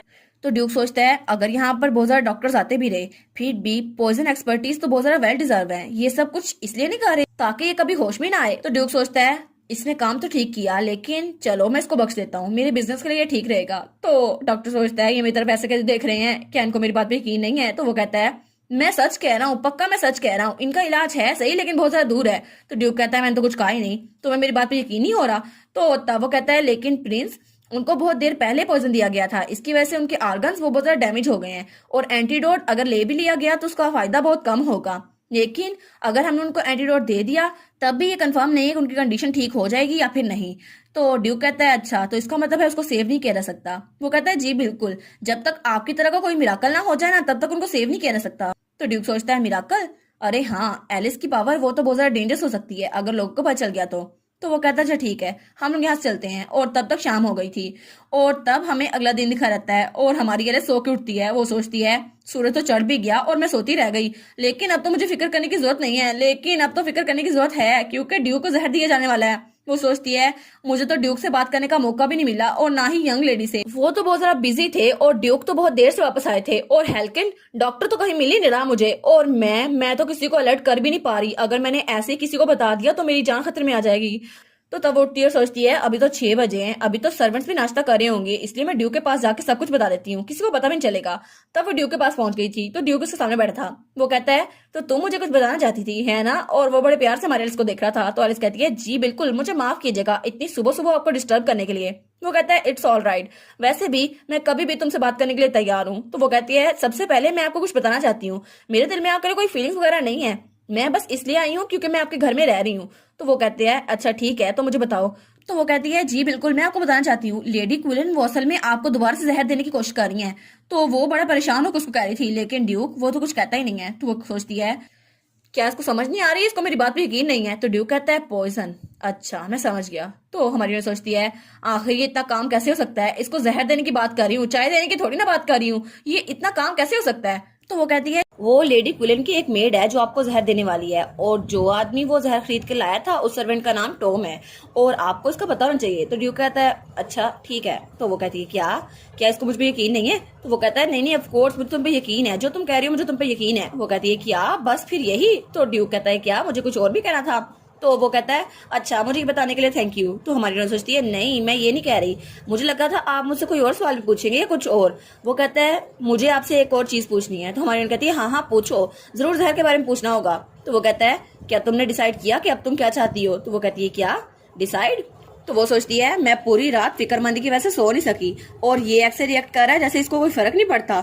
क्या सच में ये अर्जेंटली कोई काम नहीं करना चाहता कि पॉइजन को रोक दे, लेकिन ये तो इतना रिलैक्स बैठा हुआ है। तो हमारा हीरो सोचता है आई गेस तुमने अभी तक डिसाइड नहीं किया। तो कैलियोस कहता है मुझे लगता है तुम बहुत ज्यादा थकी हुई हो, क्या कुछ गलत हुआ है। तो हमारी हीरो सोचती है ये इसलिए क्योंकि कल रात मैं सो नहीं सकी, क्योंकि मैं तुम्हारे जहर के बारे में सोच रही थी। लेकिन वो सोचती है अगर जिस शख्स के साथ ये इन्वॉल्व है उसको ही फिक्र नहीं है तो मुझे फिक्र करने की जरूरत क्या है, मैं तो पागल हूँ। तो वो उठते हुए कहती है ठीक है मैं चलती हूँ। तो वो कहता है एलिस तुम कहाँ जा रही हो। वो कहती है मैं काफी ज्यादा अनकंफर्टेबल हो रही हूँ। वो कहता है क्या अनकंफर्टेबल, वो क्यों। वो कहती है बस मैं चलती हूँ, मुझे आपसे बात नहीं करनी। वो कहता है एक मिनट रुको सही एलिस। तो एलिस आते हुए कहती है बाय द वे मैंने आपके सवाल का जवाब नहीं दिया, लेकिन मैं अभी भी एक प्रीस्टेस बनना चाहती हूँ और बस मेरा यही जवाब है, गुड बाय। और ये कह के वो वहां चली जाती है। तो ड्यूक वहां खड़ा सोची जा रहा था। वो कहता है आखिर वो इतनी ज्यादा गुस्से में क्यों लग रही थी, जैसे मैंने उसकी बात का जवाब न देकर कुछ गलत कर दिया है। तो उसके थोड़ी देर बाद हमें फिर से ड्यूक दिखाया जाता है जो वहां बैठा यही सोच जा रहा था, और तब उसके सामने उसका बटलर खड़ा था। तो वो कहता है बस यही हुआ था, एलिस ने मेरी तरफ ऐसे देखा जैसे दोबारा मेरी शक्ल न देखना चाहती हो। तो बटलर कहता है अच्छा। तो बटलर सोचता है अच्छा इसीलिए यंग मैडम का मूड इतना जरा खराब था जब मैं उनको हालवे में मिला था। हिज ग्रेस उनको तो ह्यूमन रिलेशनशिप की कोई फिक्र ही नहीं है, उनको तो पता ही नहीं है लोग को कैसे हैंडल करते हैं। वो कहता है मैं इसको कैसे एक्सप्लेन करूं। तो बटलर कहता है ऐसा लगता है कि आपके रिएक्शन की वजह से उनको थोड़ा बुरा लग गया होगा, वो अपसेट हो गई होंगी क्योंकि आपको पॉइजन दिए जाने वाला है। उन्होंने इतनी बड़ी बात आपको बताई, आपने कोई रिस्पॉन्स नहीं दिया। तो वो कहता है क्या, लेकिन मुझे तो इसके बारे में पहले से पता था ना, ये सब मैंने प्लान किया था ताकि लेडी क्विलन को फंसा सकूं। तो वो कहता है नहीं नहीं आपको पता था ना, लेकिन इस बारे में यंग मैडम को तो थोड़ी ना पता था, और आपको उनको बता देना चाहिए था, वरना वो समझेंगी कि आपको कोई गलत फहमी हुई है और आप उन पर यकीन नहीं करते। तो वो सोचता है अरे हाँ ये सब कुछ मैंने प्लान किया था, लेकिन मुझे फिक्र करने की जरूरत नहीं थी, और मैंने तो एलिस के बारे में सोचा ही नहीं था, उसको तो बहुत ज्यादा फिक्र हो रही होगी, मैंने उसकी फीलिंग्स को बिल्कुल इग्नोर कर दिया। तो तब वो पेपर पर कुछ लिखता है और वहां लिखा था मैं अपने इनसेंसिटिव एटीट्यूड के लिए आपसे माफी मांगता हूँ, इसलिए मैं दोबारा कभी भी आपकी एडवाइस को लाइटली नहीं लूंगा। तो वो कहता है प्लीज मुझे माफ कर दें कैलियोस। तो तब वो कहता है ये लेटर ये डचेस को दे दो उनकी फेवरेट डिजर्ट के साथ। तो वो सोचता है क्या सच में ड्यूक ने अपॉलजी लेटर लिखा, वो भी डचेस को, क्या सच में ड्यूक पागल तो नहीं हो गए। तो ड्यूक कहता है क्या तुम इसको लेकर जाने वाले। वो कहता है नहीं मैं ले जाता हूँ। तो बटलर सोचता है मैंने ड्यूक के साथ रहते हुए 10 सालों में पहली बार उन्हें किसी से माफी मांगते हुए देखा है, वो भी एक लेटर के जरिए, लेकिन उन्होंने तो साफ साफ कहा था कि यंग मैडम के लिए उनके दिल में कोई फीलिंग्स नहीं है, तो अब ये क्यों। तो फिर बटलर कहता है योर ग्रेस क्या आपका रॉयल पैलेस में विजिट अच्छा रहा। तो ड्यूक कहता है हाँ, लेकिन डॉक्टर ने कहा था कि फर्स्ट प्रिंस के लिए कोई होप नहीं है, और वैसे भी मैंने ये सुजेस्ट किया था, लेकिन क्या सच में हम डॉक्टर को ट्रस्ट कर सकते हैं। तो बटलर कहता है आप फिक्र ना करें, हमने उसकी फैमिली को पहले ही ध्यान में रख लिया है, और डॉक्टर उसकी एक बीवी और एक बेटी है, और इसी वजह से लेडी क्विलन उन्हें यूज कर रही थी, और उनकी बेटी बहुत ज्यादा बीमार है, शायद इसीलिए वो यहाँ काम कर रहे थे ताकि अपनी बेटी की दवाइयों का खर्चा उठा सके। तो ड्यूक कहता है हाँ लेकिन अब तो सिचुएशन चेंज हो गई है ना, लेकिन अब ये भी नहीं पता कि वो सच में पॉइजन डालना भी चाहता है या फिर नहीं, और ऐसा भी नहीं है कि वो फर्स्ट प्रिंस के बारे में झूठ बोल रहा हो या सच बोल रहा हो। तो बटलर कहता है हाँ लेकिन उनकी एबिलिटीज तो बहुत ज्यादा अच्छी है, मुझे नहीं लगता वो झूठ बोल रहे होंगे। तो कैलियोस कहता है अच्छा ठीक है, तो फिर मैं उसको डिराट फैमिली के मॉन्स्टर हंटिंग बिजनेस के लिए यूज करूंगा। और फिर वो हमें बताता है कि मॉन्स्टर हंटिंग जैसे कि नाम से जाहिर है एम्पायर में मॉन्स्टर को हंट किया जाता है, और फिर उनको बहुत सारे लोग मारते हैं, बहुत सारे नाइट्स, और उसकी वजह से उनकी जगह, उनके दांत और मैजिक स्टोन सब कुछ हाई प्राइस में बिकते हैं। लेकिन सबसे अहम बात एक और चीज है, उनका पैरालाइसिस पॉइजन, उसको यूज किया जा सकता है किसी बीमारी के लिए, किसी पॉइजन के लिए, और मैं हेल्किन को इसलिए यूज करूंगा ताकि उसकी वजह से वो सक्सेसफुल रिजल्ट निकाल सके, फिर तो रिसर्च अच्छी जाएगी ना। और वो सोचता है और उस रिजल्ट को बाद में मैं अपनी डिराट फैमिली के अचीवमेंट के तौर पे यूज करूंगा। तो बटलर कहता है ऐसा लगता है आप सेटिस्फाई हो गए हैं। तो फिर वो सोचता है लेकिन अभी मैं सोच रहा हूँ, तो जब मैं फर्स्ट प्रिंस के घर गया था तब मुझे सेकंड एम्प्रेस मिली थी जो अब की एम्प्रेस है, और उन्होंने मुझे कहा था बहुत दिनों बाद मिले ड्यूक डेराट, और वो सोचता है मैं एम्प्रेस से मिला था, लेकिन तब मुझे अजीब लग रहा था।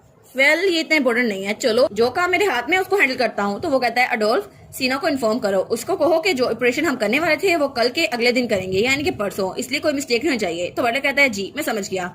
और तब हमें परसों का सीन दिखा रहता है जो कि 2 दिन बाद था, और तब उसका छोटा भाई वहां आ गया था। तो उसकी मॉम कहती है तुमने तो बिल्कुल वेट लूज कर लिया है। तो उसका भाई कहता है जी मदर, मुझे लगता है आप कुछ ज्यादा ही फिक्र कर रही हैं, मैंने इतना भी वेट लूज नहीं किया। और वो था एडहेलियम डेराट, कैलियस का छोटा भाई, जो कि उसका हाफ ब्रदर था। तो वो कहता है मदर आपको भी वेट लूज करने की जरूरत नहीं है, वैसे भी अगर आप बीमार पड़ गई तो डची की जिम्मेदारी कौन संभालेगा। तो हमारी सोचती है आखिर मैं यहाँ पर क्या कर रही हूँ। और वो सोचती है ड्यूक को सारा कुछ मैंने बता दिया था ना कि आज उनको जहर देने वाले हैं, लेकिन उन्होंने ये सब कुछ रोका क्यों नहीं। और ड्यूक वहाँ बड़े आराम से बैठा था। वो सोचती है उन्होंने मुझे कहा था कि मेरे वर्ड्स को सीरियसली लेंगे, लाइटली लेंगे, और उन्होंने मुझसे माफी भी मांगी थी, लेकिन क्या सच में मैं उन्हें माफ कर दूं। तो वो ड्यूक को देखती है, तो ड्यूक उसकी तरफ स्माइल करके देखता है। वो सोचती है इसको ये फनी लग रहा है, इसकी जान जाने वाली है। तो तब उसका छोटा भाई कहता है बाय द वे ब्रदर, मुझे ये देखकर बहुत ज्यादा खुशी हुई कि आप फिर से हेल्दी हो गए हैं। तो उसका भाई कहता है हाँ मुझे बहुत ज्यादा खुशी हुई, लेकिन तुम्हें देखकर लग तो नहीं रहा कि तुम्हें मेरे बारे में कुछ भी दुख था। हालांकि जब से मैं बीमार पड़ा हूँ तुम एक बार भी मुझसे मिलने नहीं आए। तो वो कहता है ओ वो तो इसलिए क्योंकि मैं एकेडमी में बिजी था ना, स्टडीज हो रही थी मेरी। तो उसकी माँ भी कहती है हाँ कैलियोस वो बहुत ज्यादा बिजी था, एकेडमी में उसकी अचीवमेंट बहुत ज्यादा है, तुम्हें फिक्र करने की जरूरत नहीं है, वैसे भी डची के फ्यूचर के लिए वही अच्छा है। तो कैलियोस कहता है अच्छा एफर्ट्स वो भी डची के लिए, ये तो बड़ी अच्छी बात है। और वैसे मुझे लगता है कि मुझे तुम्हारे लिए कॉन्ग्रेचुलेशन करना चाहिए क्योंकि तुम्हारे रिजल्ट जरा शानदार जो थे। तो उसका भाई कहता है थैंक यू। और हमारी सोचती है मैं इसको पढ़ ही नहीं पा रही, पता नहीं ये क्या सोच रहा है, पता नहीं अपनी माँ और अपने भाई के साथ इतना अच्छा रिएक्ट क्यों कर रहा है। तो सीना उसको देखती है, वो कहती है मैडम क्या आप ठीक तो हैं। तो हमारी सोचती है हैं इसको अब कहाँ से मेरी फिक्र पड़ गई। तो उसकी मदर इन लॉ उसको ताना मारते हुए कहती है हाँ ऐसे दिन में तुम्हें अकेले बैठते हुए थोड़ी शर्म नहीं आती। तो हमारी कहती है नहीं नहीं मैं ठीक हूँ। और वो सोचती है बस ये मेरे पीछे पड़ गई। तो तब उसका भाई उसकी तरफ देखता है और कहता है अच्छा अब मैं सोच रहा हूँ तो हमने अभी तक आपसे बात नहीं की सिस्टर इन लॉ, और जहाँ तक मैंने मॉम से सुना है आप तो प्रिंसेस बनने वाली थी ना, आप मेरे भाई के साइड में नहीं रहने वाली है ना। और वो तो उसको ताना मारते हुए बिल्कुल उसकी मदर इन लॉ की याद दिला रहा था। आखिर था तो उसका ब्रदर इन लॉ, उसकी विलन मदर इन लॉ का बेटा। हमें वही मेड दिखाई जाती है जो पहले हमारी हीरोइन के लिए रखी गई थी, और वो वहाँ खाने का सामान लेकर आई रही थी। और तभी वो वहाँ एक जगह ट्रॉली रोकती है और उसके सामने डॉक्टर हेल्किन खड़ा था। तो वो कहती है डिजर्ट खाने के लिए ये है, और मुझे लगता है आपके लिए यही टाइम है कि आप वहाँ जहर मिला दें। तो तब वो थोड़ा हिचकिचाता है। तो वो कहती है क्या हो गया, जल्दी करें, कोई भी यहाँ पर आ सकता है। तो तब वो शीशी को देखता है और वो सोचता है क्या मुझे ये मिलाना चाहिए। तो उसके बाद सीन होता है और हमें फिर से वही डाइनिंग हॉल दिखा रहता है जहां पर सब लोग खाना खा रहे थे। तो तब हमारी हीरोइन कहती है ओ माय यंग मास्टर, क्या आपको बिल्कुल भी पता नहीं है, असल में आपको तो पता ही नहीं है। ऑफ कोर्स आप तो मेरी सेक्रेट पावर से अमेज हो गए होंगे ना, लेकिन अब तो सबको खुशी हो गई है क्योंकि ड्यूक तो जाग गए हैं मेरी प्रेयर्स की वजह से। तो वो कहता है क्या आपकी वजह से। तो हमारी हीरोइन कहती है लेकिन ऐसा लगता है कि वो बहुत जरा मीनिंगफुल डे था जिस वक्त ड्यूक होश में आए, लेकिन ऐसा लगता है कि आपको बहुत जरा बुरा लग रहा होगा कि आपके भाई होश में आ गए हैं।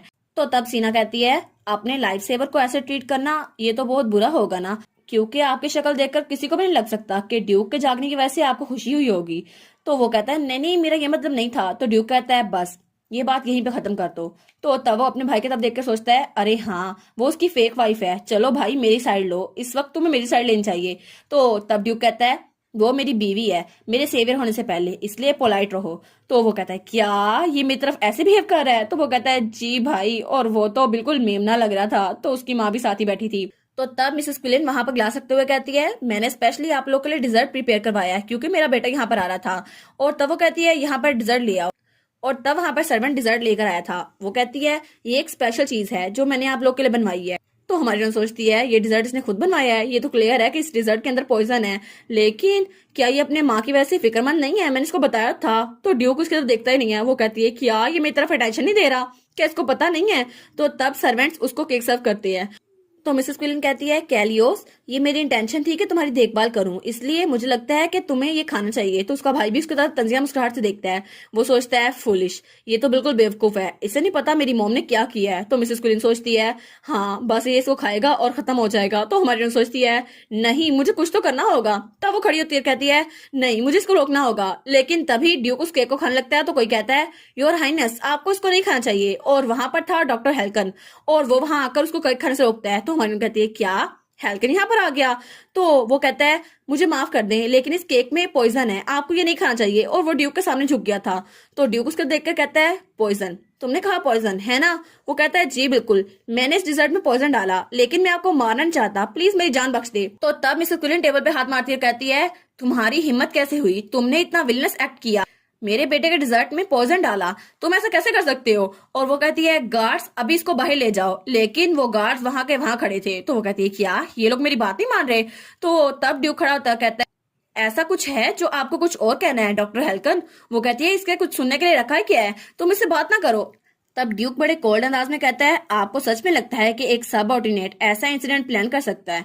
क्या सच में ऐसा हो सकता है? और वैसे भी मुझे पता करना होगा इसके पीछे कौन है। तो वो कहता है हेल्कन तुम्हारे पीछे ये सब कुछ कौन करवा रहा था? तो डॉक्टर हेल्कन मिसेस क्विलन की तरफ इशारा करके कहता है मिसेस क्विलन ये सब कुछ मैंने ग्रैंड मैडम के कहने पर किया है। तो मिसेस क्विलन बहुत ज्यादा डर गई थी। वो कहती है क्या? तो तब वो कहता है मेरे पास सबूत भी है, अगर इनको मुझ पर यकीन नहीं है तो मैंने इसको रिकॉर्ड भी किया था। और तब वो रिकॉर्डिंग को प्ले करता है और उसमें उसकी मदर इन लॉ की आवाज थी जो कहती है आज रात उसका काम तमाम होना चाहिए और ये सारा काम ये मेरी मेड के जरिए तुम्हें मिलेगा और तुम्हें उसके केक में पॉइजन मिलाना ही होगा ताकि मेरा बेटा वो यहाँ का नेक्स्ट ड्यूक बन जाए। तो हमारी सोचती है वाह ये तो सच में लेडी क्विलन की आवाज है, इसमें तो कोई शक नहीं है। तो लेडी क्विलन कहती है क्या इसने मेरी आवाज को रिकॉर्ड कर लिया?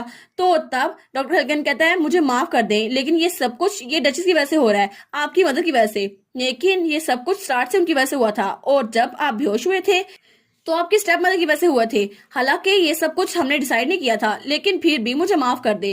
तो ड्यूक कहता है अच्छा ये सब कुछ ऐसे हुआ था? तो वो कहता है जी बिल्कुल, अगर आप राइटिंग को मैच कर लें तो ये खत इन्होंने लिखे थे, मेरे पास सबूत पड़े हैं। तो मिसेस क्विलन वहां से चाकू उठाती है और कहती है तुम्हारी हिम्मत कैसे हुई, मैं तुम्हें जान से मार डालूंगी। तो डॉक्टर हेल्कन बहुत ज्यादा डर गया था। वो कहता है क्या ये मुझे मारने वाली है? लेकिन तभी ड्यूक अपनी मदर का हाथ पकड़ता है और उसको नीचे गिरा देता है। वो कहता है आपको ऐसा नहीं करना चाहिए। वो कहती है क्या? तो ड्यूक कहता है मैं अभी तक पूरी तरह रिकवर नहीं हुआ इसलिए मैं अपनी स्ट्रेंथ को कंट्रोल नहीं कर पा रहा, प्लीज मुझे माफ कर दीजिएगा।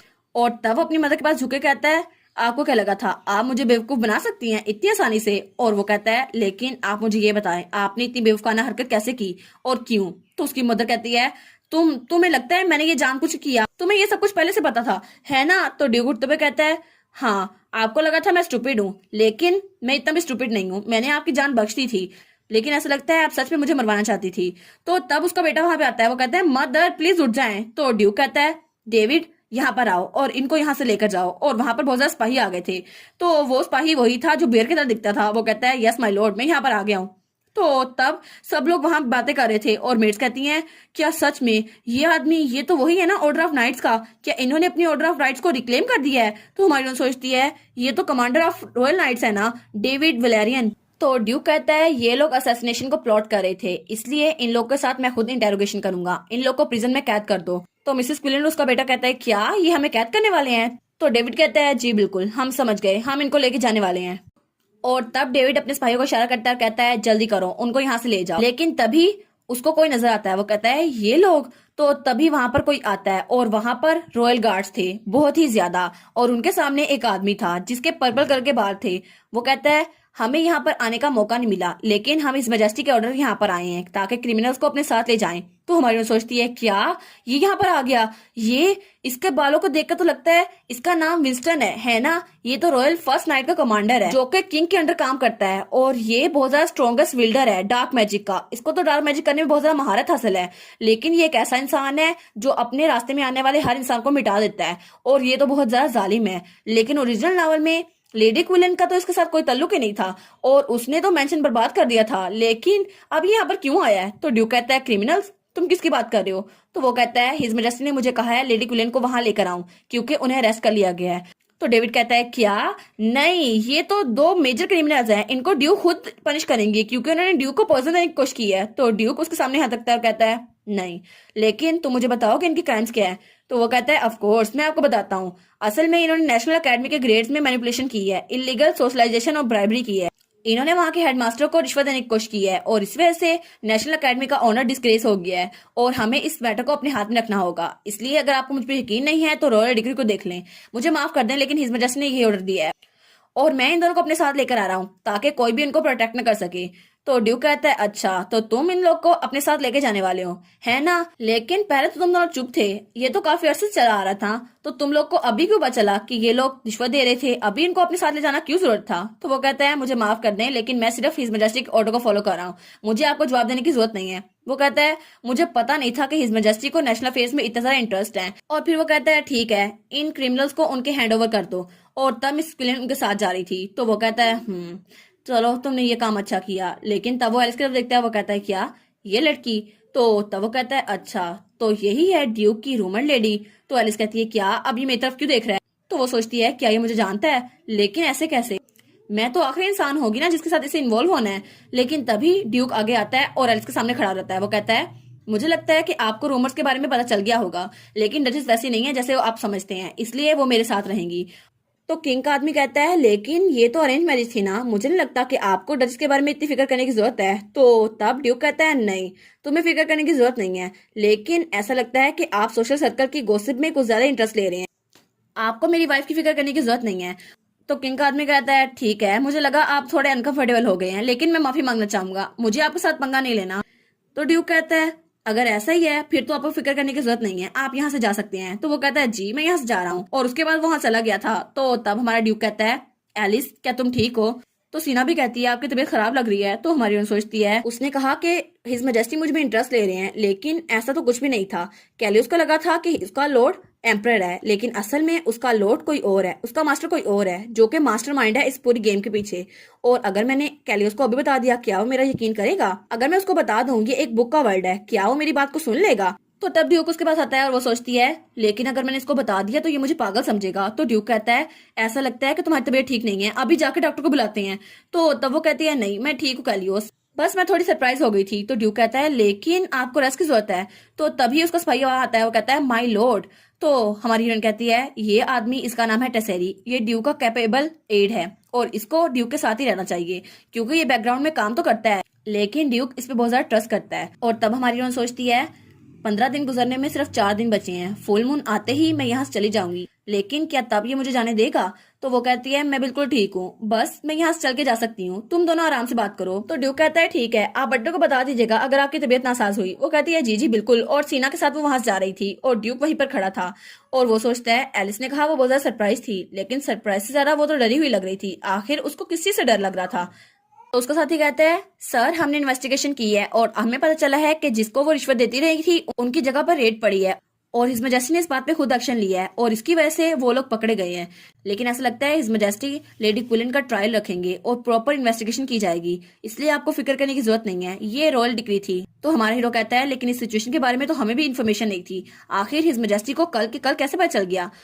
और ऐसा लगता है कि लेडी क्विलन को अब बख्शा नहीं जाएगा क्योंकि उनके खिलाफ क्लियर एविडेंस है। तो उसका साथी कहता है जी बिल्कुल, और रॉयल लॉ के हिसाब से अगर उन्होंने नोबेल फैमिली के किसी भी इंसान को मारने की कोशिश की तो उनको मौत दी जाएगी। तो ड्यूक कहता है अच्छा तो इसका मतलब है उसको और उसके बेटे को एग्जीक्यूट किया जाएगा है ना, बिना किसी ट्रायल के। तो तब वो कहता है लेकिन जितना मैं सोच रहा हूँ ये तो जरा अजीब लग रहा है, क्या इस सब के पीछे सच में एम्परर है। लेकिन ऐसा लगता तो नहीं क्योंकि वो तो खुद बहुत ज्यादा खूबसूरत रहता है, लेकिन मुझे लगता है इसके पीछे कोई और इंसान है, वो है करंट एम्प्रेस जो कि बहुत ही ज्यादा मशहूर है। और वो जितनी ज्यादा खूबसूरत और जितना नरम दिल बनती है सब लोग उसके बारे में बहुत ज्यादा अच्छी बातें करते हैं और वो बिल्कुल फ्लॉलेस है। या फिर ऐसा कहा जाए कि पूरी करप्ट रॉयल फैमिली में वो इकलौती लाइट की रे है, तो ये गलत नहीं होगा। और तब वो सोचता है लेकिन वो तो जरा परफेक्ट है कि मुझे तो कभी कभी उस पर शक होता है, लेकिन अगर एम्प्रेस इसके पीछे इन्वेस्टिगेशन कर रही है तो इसके पीछे उसका मकसद क्या होगा। हालांकि एम्प्रेस कभी भी पॉलिटिक्स में दिलचस्पी नहीं लेती, लेकिन फिर भी उनका इतना ज्यादा इन्फ्लुएंस है। और वो सोचता है लेकिन अभी कुछ दिनों पहले जब मैं फर्स्ट प्रिंस के पैलेस गया था तब मुझे एम्प्रेस मिली थी और उन्होंने मुझे कहा था बहुत ज्यादा खुशी हुई कि आप अच्छी हालत में हैं ड्यूक डेराड। और वो तो हमेशा की तरह खूबसूरत थी और हमेशा की तरह काइंड, और उसने कहा था मुझे आपसे मिलकर बहुत ज्यादा खुशी हुई, मैंने सुना कि आप हिज मैजेस्टी से मिलकर आए हैं। और फिर वो कहती है लेकिन मैं बहुत ज्यादा डिसअपॉइंट हो गई थी कि आपकी हालत की वजह से आप अपने ऑफिशियल ड्यूटीज पे वापस नहीं जा सके, लेकिन अब ऐसा लगता है आप अपने काम को अच्छे से कर सकते हैं। और फिर उसे माफी मांगते हुए कहती है मुझे माफ कर दे ड्यूक, लेकिन मैं आपकी हेल्प नहीं कर पाई। तो ड्यूक कहता है नहीं नहीं कोई बात नहीं, योर मैजेस्टी एम्प्रेस आपको माफी मांगने की जरूरत नहीं है।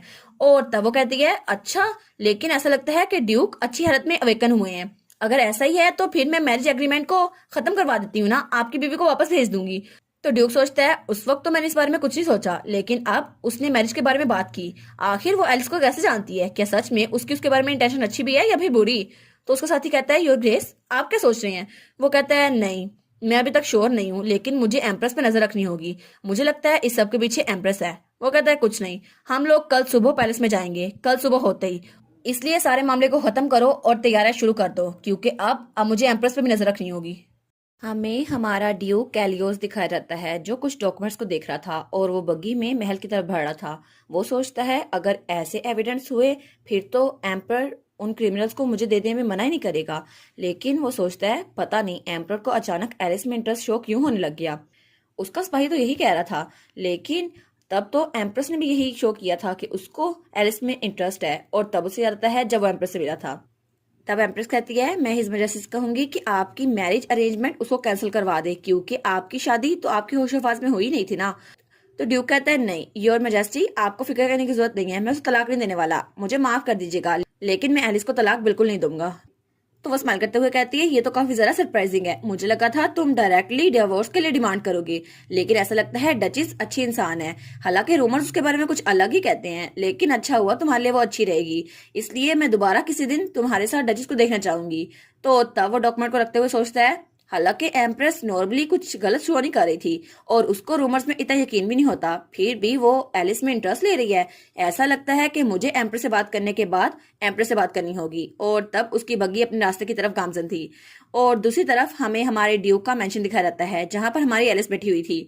तो बटर कहता है क्या आप कह रही हैं कि आप टेंपल को विजिट करने वाली हैं? तो हमारी कहती है हाँ, मेरा दिल थोड़ा बेचैन हो रहा है, इसलिए मैं बस प्रे करने के लिए जा रही हूँ। और वो सोचती है ऑफ कोर्स ये तो बिल्कुल एक झूठ है, क्योंकि अगर मैं ड्यूक से कहती तो वो मुझे जाने न देता, लेकिन ड्यूक वहां पर महल गया हुआ है तो मैं पीछे से जाकर प्रीसेस बन जाऊंगी, और तब तक कैलियोस पहुंचेगा मैं पहले ही प्रीस बन चुकी होंगी, फिर तो मुझे रोक ही नहीं पाएगा ना। मेरा आइडिया कितना जबरदस्त है। हालांकि मुझे पता है ये बहुत जरा बुजदिलाना फैसला है, लेकिन मेरे पास कोई चॉइस नहीं है। कैलियोस उसको तो जागना ही नहीं था, लेकिन वो जाग गया, मेरा सारा प्लान खराब हो गया। लेकिन हिज वो जो एम्पर का सिपाही था वो ओरिजिनल वर्क के दरमियान में आ गया है, पता नहीं कैसे, लेकिन वो मेरे बारे में जानता है, और ये चीज तो मुझे बहुत ज्यादा खटक रही है। पता नहीं उसको मेरे बारे में कैसे पता, लेकिन अगर वो मुझ में इंटरेस्ट ले रहा है तो मेरी जान खतरे में है। और उसको तो ये भी नहीं पता कि ड्यूक मेरी वजह से जागा है, लेकिन मैंने भी कभी एक्सपेक्ट नहीं किया था कि ड्यूक वो मेरी पावर्स की वजह से जाग जाएगा। हालांकि मुझे कैलियोस की बॉडी इतनी भी हेल्दी नहीं लग रही, लेकिन फिर भी मेरी डिवाइन पावर यूज हुई है, और ये परफेक्ट मौका है क्योंकि कैलियोस गया हुआ है, मैं अपना काम कर सकती हूँ। तब उसकी मेड आइलिन आती है, वो कहती है यंग मिस्ट्रेस। तो वो कहती है आइलिन अब क्या हुआ? तो आइलिन कहती है रॉयल पैलेस से कुछ गेस्ट आए हैं। तो हमारी हीरोइन वहां पर जाती है तो वहां पर कुछ लड़कियां खड़ी हुई थी। वो कहती है क्या ये लोग कौन है?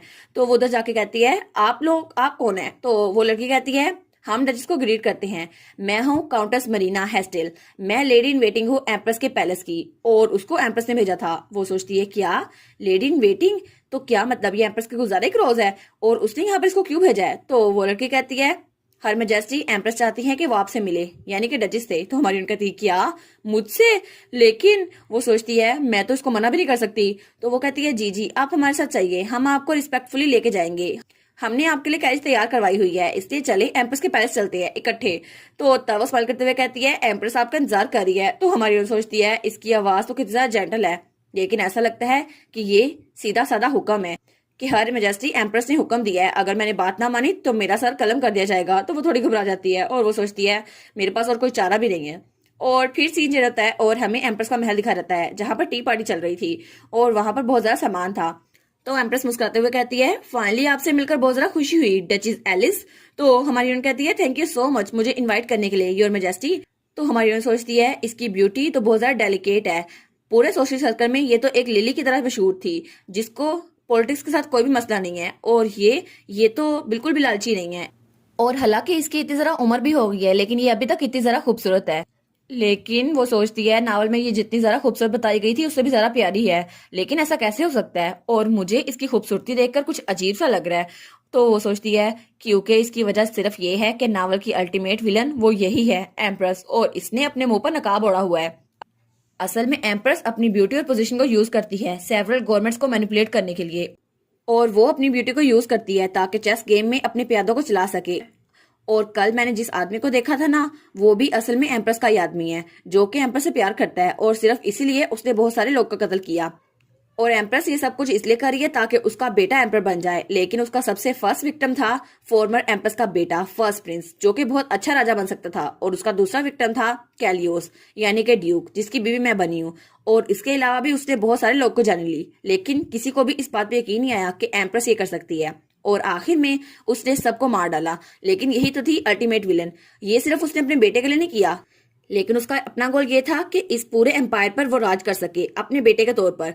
लेकिन असल में वो तो सच में लोगों को अपने लिए इस्तेमाल करती है, और इसके लिए वो उनकी जान लेने से भी दरेग नहीं करती। तो वो बड़ी घबरा जाती है। तो एम्प्रेस कहती है आप तो बहुत ज्यादा खूबसूरत है डचीज। तो हमारी कहती है क्या, अब मैं इसको क्या बोलूं। तो वो कहती है आपकी ब्यूटी के हिसाब से तो मैं कुछ भी नहीं हूँ, प्लीज आप मेरी इतनी तारीफ ना करें। तो वो कहती है ओहो, मुझे लगा ही था कि आप बहुत ज्यादा खूबसूरत होंगी और इतनी ज्यादा क्यूट और लवली हैं। हालांकि मुझे लगा नहीं था कि मैं कभी आपसे मिल पाऊंगी, लेकिन चलें, आपसे मिलकर बड़ा अच्छा लगा।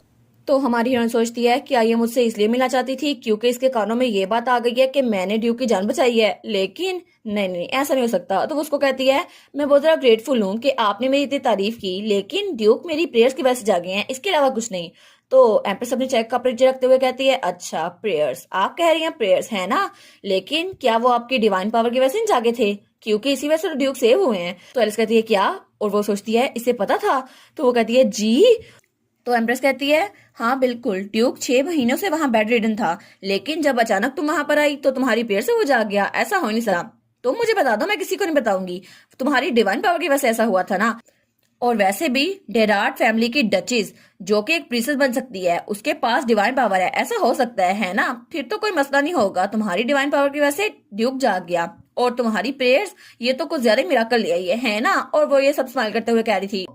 तो हमारी उन कहती है नहीं योर हाइनेस, मुझे लगता है आपको कोई गलत फहमी हुई है। मैंने उनके लिए प्रेयर जरूर की थी, लेकिन मेरी डिवाइन पावर इतनी भी ज्यादा तेज नहीं है, और वैसे भी मैं इतनी पावरफुल नहीं हूँ। और आपको क्या लगता है कि मैं पोप का स्टेटस अक्वायर कर सकती हूँ? ऐसा नहीं है।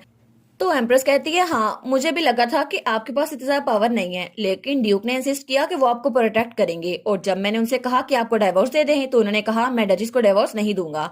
तो इस तरह से आप लेडी क्विलिन की डॉटर इन लॉ हुई है ना, जिनको वो अपने बेटे के लिए लेके आई थी, लेकिन आपने उनके बेटे को प्रोटेक्ट किया।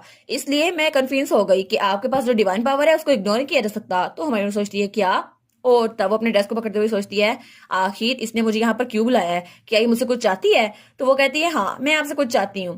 मैं चाहती हूँ कि आपको वही मिल जाए जो आप चाहती हैं, आप एक प्रिंसेस बना चाहती हैं है ना। तो हमारी सोचती है क्या, लेकिन आप मुझे वो बना देंगी तो वापस भी आपको कुछ नहीं चाहिए बदले में? तो एम्प्रेस कहती है ऑफ कोर्स मुझे कुछ चाहिए, वैसे भी आप जरा होशियार हैं, मुझे ये पसंद आया। एलिस मैं चाहती हूँ कि तुम नेक्स्ट पोप बन जाओ, और नेक्स्ट पोप बनकर तुम मेरे लिए बहुत ज्यादा फायदेमंद रहोगी। तो हमारी बहन कहती है क्या? तो वो कहती है बिल्कुल, जब तुम पोप बन जाओगी तो तुम मेरे बेटे यानी कि सेकंड प्रिंस को नेक्स्ट एम्पर बनने के लिए सपोर्ट करोगी, ठीक है? तो हमारी बहन कहती है क्या, नेक्स्ट एम्पर बनने के लिए? लेकिन मैंने कब कहा कि मैं पोप बनना चाहती हूँ?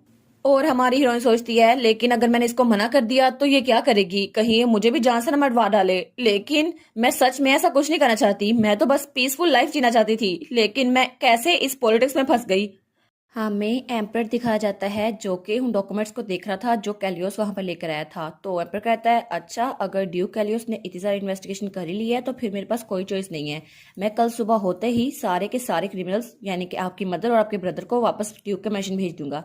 तो ड्यूक कहता है ओह ये तो अच्छा हो गया, चलो अब मैं इसे ये भी एडवाइस करता हूँ कि एलिस में इतना इंटरेस्ट न ले। तो वो कहता है योर मैजेस्टी, एम्पर मैं आपसे बात करना चाहता हूँ एलिस के बारे में यानी कि डचिस के बारे में। तो एम्पर अपना गला साफ करते हुए कहता है ड्यूक मुझे लगता है कि आपने कहा था आपको इसमें अपना फायदा नजर आ रहा है और आप इसको खुद हैंडल कर लेंगे, तो मुझे इस बारे में ना बताए।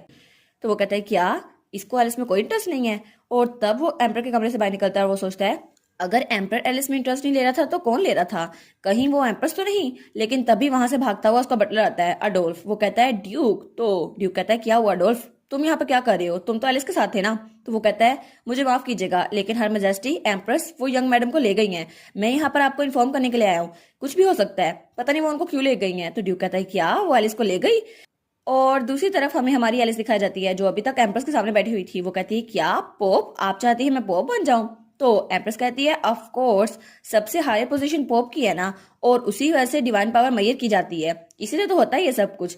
और वैसे भी तुम्हारे पास तो डिवाइन पावर इतनी ज्यादा है, तुमने तो ड्यूक को ठीक कर दिया, और तुम्हारी डिवाइन पावर बहुत ज्यादा सूटेबल है पोप की पोजीशन के लिए, इसलिए मैं तुम्हें पोप बनाना चाहती हूँ। तो हमारी सोचती है क्या, क्या इसको पता भी है ये क्या कह रही है, असल में ये मुझे पोप बनाना चाहती है? लेकिन पूरे एम्पायर में सिर्फ एक रिलीजन है और वहां पे टेम्पल और पॉलिटिक्स बिल्कुल सेपरेट है। ना पोप पॉलिटिक्स में इंटरेस्ट लेते हैं और ना पॉलिटिक्स वाले पोप में।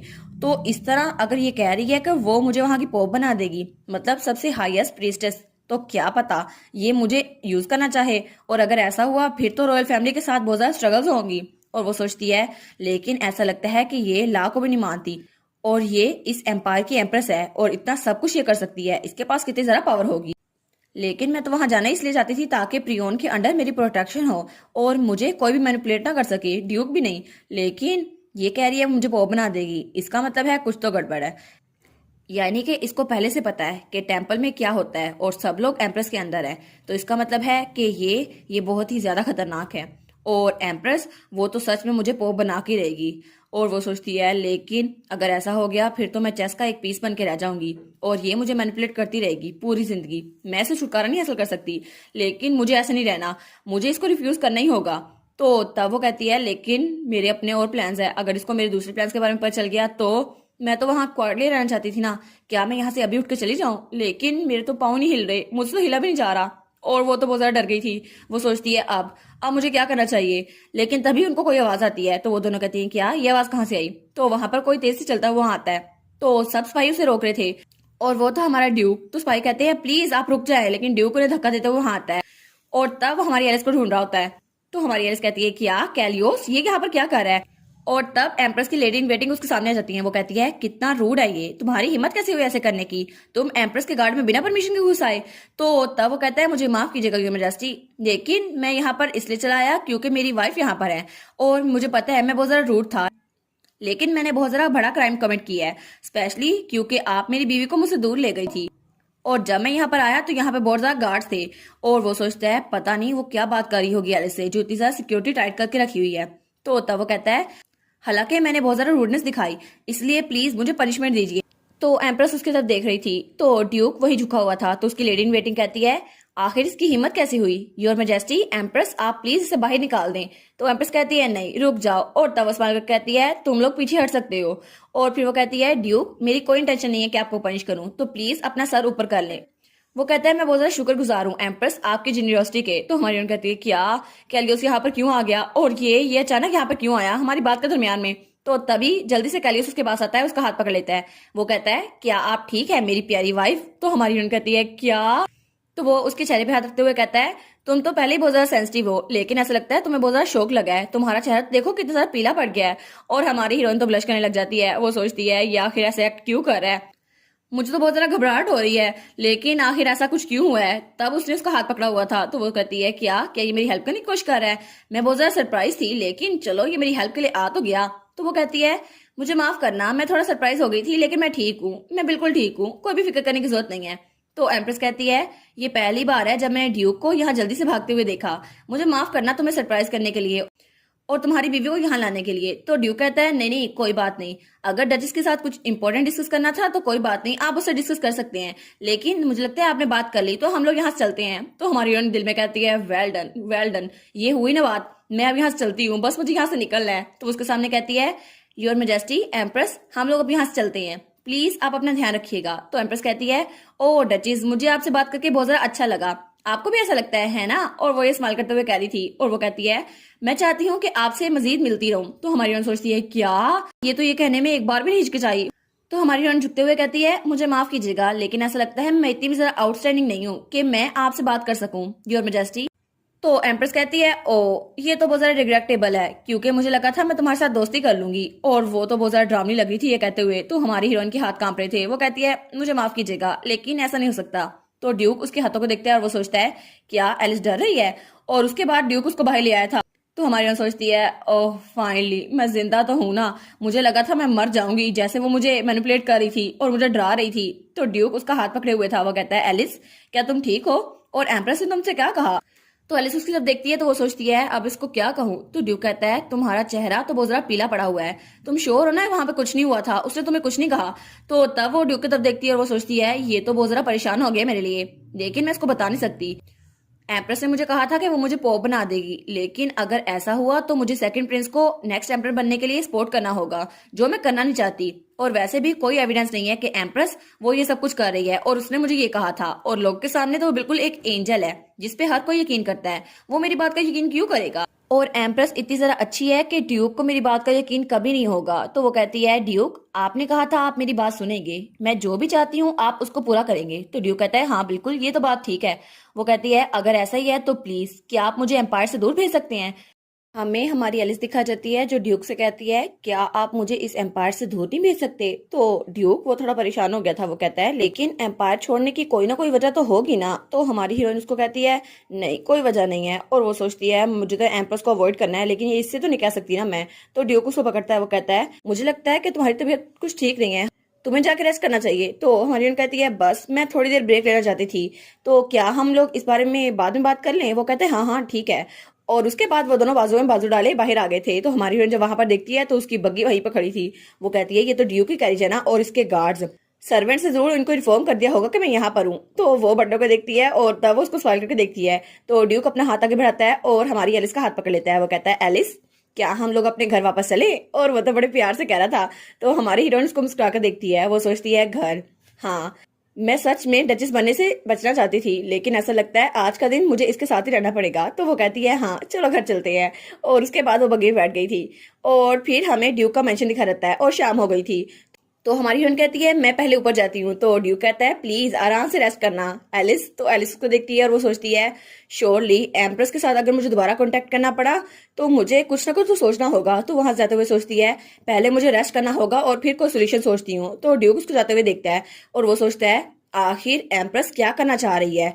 ऐसा लगता तो है कि वो एलिस पे इंटरेस्ट ले रही है, लेकिन पता नहीं क्या वजह है। और ये तो बिल्कुल क्लियर है कि इस सब के पीछे एम्पर तो बिल्कुल नहीं था, क्योंकि हिस वो जो आदमी आया था उसका मास्टर वो एम्प्रेस है, ना कि एम्पर। और मुझे अब एम्प्रेस को इन्वेस्टिगेट करना होगा सीरियसली। तो तब वो सोचता है, लेकिन आखिर एलिस उससे डरी हुई क्यों थी? वाइकाउंट फोर्ड्री यानी कि उसके डैड वो तो कंट्री साइड में रहते हैं ना, कैपिटल से बहुत ज्यादा दूर। और एलिस का तो अभी सोशल डेब्यू भी नहीं हुआ, इसलिए उसको रॉयल फैमिली के बारे में कोई इन्फॉर्मेशन नहीं है। लेकिन वो तो लेडी क्विलन यानी कि मेरी मदर की हैरेसमेंट को भी सह लेती थी और आराम से उसको झटक देती थी। और वो सोचती थी इस तरह की हैरेसमेंट तो कुछ भी नहीं है। लेकिन आखिर अभी उस एम्प्रेस ने उससे क्या बोला कि वो बिल्कुल डर गई है। और तब वो अपनी टाई ढीली करते हुए कहता है, मुझे उसके बारे में सब कुछ पूछना है कि उसने ऐसा क्या कहा था, लेकिन अगर मैंने ऐसा किया तो मुझे डर है शायद वो जल्दी भाग जाए। और अगर ये एलिस के बारे में है तो मुझे कुछ ज्यादा कॉशियस होना होगा। तो अपने साथी से कहता है, टिसैरी मुझे एम्प्रेस को इन्वेस्टिगेट करना है। तो वो कहता है, जी एम्प्रेस को, लेकिन क्यों? तो वो कहता है, मुझे उसके बारे में हर चीज पता करनी है, वो किन लोगों से मिलती है और जिन लोगों से वो सीक्रेटली मिलती है उनके बारे में सब कुछ पता करो। तो वो कहता है, जी जी मैं समझ गया। और उसके बाद हमें रात का सीन दिखाता है और हमारी हीरोइन वो सो के उठती है। वो कहती है, मुझे लगता है जब मैं रेस्ट करने के लिए लेटी थी तो मैं सो गई थी। लेकिन वो अंगड़ाई लेते हुए सोचती है, चलो बाकी का काम मैं भी कर लेती हूँ। तो वो उठती है और खिड़की के पास जाती है। वो कहती है, सुबह तो बस होने ही वाली है, ये तो तकरीबन डान है। तो वो पर्दे बराबर करते हुए सोचती है, बस मैं ऐसे आराम से नहीं बैठ सकती, मुझे कुछ करना होगा। तो वो अपने बेड के पास आती है और वहां पे मेज से कुछ कागजात निकालती है। वो कहती है, बस डान परफेक्ट मौका है अपनी सोच को गैदर करने का, मुझे कुछ ना कुछ तो करना ही होगा। और तब वो लिखना स्टार्ट करती है। वो कहती है, अगर मैं चीजों को ऑर्गेनाइज कर दूं फिर तो मेरे लिए कोई ना कोई उम्मीद बची जाएगी। और तब वो लिखना शुरू करती है, कैलियोस जाग गया और लेडी क्विलन उसको बाहर निकाला जा रहा है, लेडी मेल्टन के जरिए नहीं, ड्यूक के जरिए, क्योंकि ड्यूक जाग चुका है। और अब फाइनल ब्लैक एम्प्रेस वो मुझ तक आई और उसने मुझे कुछ ऑफर किया, लेकिन मैंने मना कर दिया। लेकिन इस हिसाब से दो चांस हो सकते हैं, या तो एम्प्रेस मुझसे दोबारा कांटेक्ट करेगी या फिर वर्स्ट केस में वो मुझे मरवाने की कोशिश करेगी। और वो सोचती है, अब इसमें होप कहाँ बच गई, और वो तो बहुत जरा ना उम्मीद हो गई थी। और तब वो सोचती है, अब तो मैं टेम्पल भी नहीं जा सकती क्योंकि वही मेरी इकलौती पनाहगाह थी, लेकिन एम्प्रेस की होते हुए मैं वहां भी पनाह नहीं ले सकती। अब तो कोई जगह नहीं है जहाँ एम्प्रेस से दूर रह सकूं और एम्प्रेस मुझे बख्श दे। लेकिन एक जगह है यहाँ पर ड्यूक डेराड के पास, और ड्यूक उसे याद आता है जो कहता है, मेरे साथ चलो एलिस घर। और वो सोचती है, एग्जैक्ट कहूं तो कैरियोस के साथ, लेकिन मैं उसके साथ रहना तो नहीं चाहती। लेकिन आखिर में ऐसा लगता है हमारी किस्मत बिल्कुल जुड़ी हुई है, चाहे हमें जिंदा रहना पड़े साथ में या फिर मरना पड़े साथ में। अगर वो मर गया तो मैं भी मर जाऊंगी और अगर वो जिंदा रहा तो मैं भी जिंदा रहूंगी। और वो कहती है, ऑलराइट मुझे प्लान समझ में आ गया, मुझे कुछ ना कुछ करना ही होगा और कैलियोस को हील करना होगा ताकि वो कभी ना मरे। अगर ऐसा ही है फिर तो मैं उसको ट्रीट करने में बहुत ज्यादा मेहनत करूंगी और फिर हम दोनों मिलकर एम्प्रेस को टेक डाउन करेंगे। और ये प्लान तो मेरा बहुत ज्यादा शानदार है। लेकिन वो सोचती है, आखिर मैं कैलियोस को ये रिवील कैसे करूं कि फाइनल विलन वो तो एम्प्रेस है ना कि एम्प्रर। लेकिन एम्प्रेस का ट्रू फेस रिवील वो तो लास्ट वाले चैप्टर्स में हुआ था ना। और ओरिजिनल नॉवल में तो थर्ड प्रिंस को मरवाने की कोशिश की गई थी, लेकिन जब सीना ने उसको देखा तो जो आदमी उसको मारने के लिए गया था हिस, जो कि एम्प्रेस का आदमी है, उसने अचानक एम्प्रेस के प्लान के बारे में सबको बता दिया। इस तरह सबको पता चला कि वही असल में विलन है। और तब वो दोनों बहुत ज्यादा शौक हुए थे, वो दोनों मेन कैरेक्टर्स, और उसकी वजह से उनको पता चला था। लेकिन उतनी देर तक इंतजार करना काफी नहीं होगा, मुझे सबसे क्विकेस्ट तरीका इस्तेमाल करना होगा ताकि मुझे जल्दी से जल्दी एम्प्रेस से छुटकारा हासिल हो जाए। और उसका सबसे जल्दी तरीका है लेडी रोजेटा की डेथ। और वो सोचती है हाँ, एक रॉयल स्पॉन्सर्ड हंटिंग कंपटीशन होने वाला है, और ऐसा कहा जाता है वहां एक अनफॉर्चुनेट एक्सीडेंट हुआ था जिसकी वजह से वाइकाउंटस एक्सीडेंटली एक तीर की वजह से मर गई। और बाद में पता चला ये सब कुछ एम्प्रेस ने करवाया था, सिर्फ अपने फायदे के लिए उसने ये करवाया था। लेकिन ओरिजिनल स्टोरी में तो मेन कैरेक्टर्स इस कंपटीशन में हिस्सा नहीं लेते, तो कैलियोस भी नहीं लेगा और ना ही लेडी मेल्टन। लेकिन ये सब कुछ तो मैंने न्यूज़पेपर में पढ़ा था जो लेडी क्विलिन पढ़ रही थी, शायद ये जल्दी होने वाला है। लेकिन तब तक मैं कोशिश करूंगी कैलियोस उसमें पार्टिसिपेट करे और उसके बाद क्राइम सीन को खुद विटनेस करे, फिर तो मैं उसको सब कुछ बता दूंगी ना। और जब उसको पता चलेगा कि वो उसे मरवाने वाली है, तब तो एम्प्रेस के खिलाफ हमारे पास पुख्ता सबूत होगा। वो कहती है आहा, देखा मैं कितनी जीनियस हूँ, ये हुआ ना आइडिया। तो तब वो कहती है बस मुझे इसे ऑर्गेनाइज करना होगा, फिर तो मुझे उम्मीद नजर आ जाएगी। लेकिन तब वो वहां पर देखती है तो तब वो लैंप बंद हो रहता है, तो हमारी उन कहती है क्या लगता है इसका फ्यूल खत्म हो गया, शायद इसलिए ये जल नहीं रहा। तो तब वो सोचती है पता नहीं क्या होने वाला है। लेकिन तभी उसे खिड़की से कुछ आवाज आती है और उसकी खिड़की हल्के से खुलती है। वो कहती है क्या यहाँ पर कोई आ रहा है? तो वो जल्दी से सोफे के पीछे छुप जाती है। वो कहती है क्या यहाँ पर कोई आ रहा है? और वहां से सच में कोई आता है। वो कहती है यहाँ पर तो कोई आ रहा है, क्या इसके हाथ में जो चीज है वो चाकू है? और उसके हाथ में सच में एक चाकू था। तो हमारी हीरोइन बहुत ज्यादा डर जाती है। वो कहती है क्या ये एक असैसिन है जो मुझे एम्प्रेस ने मरवाने के लिए भेजा है? क्या ये मुझे मारने के लिए यहाँ पर आया है? और वो सोचती है हम आज ही तो मिले थे, अभी मुझे मरवाना जरूरी था, इतनी जल्दी ही इसको।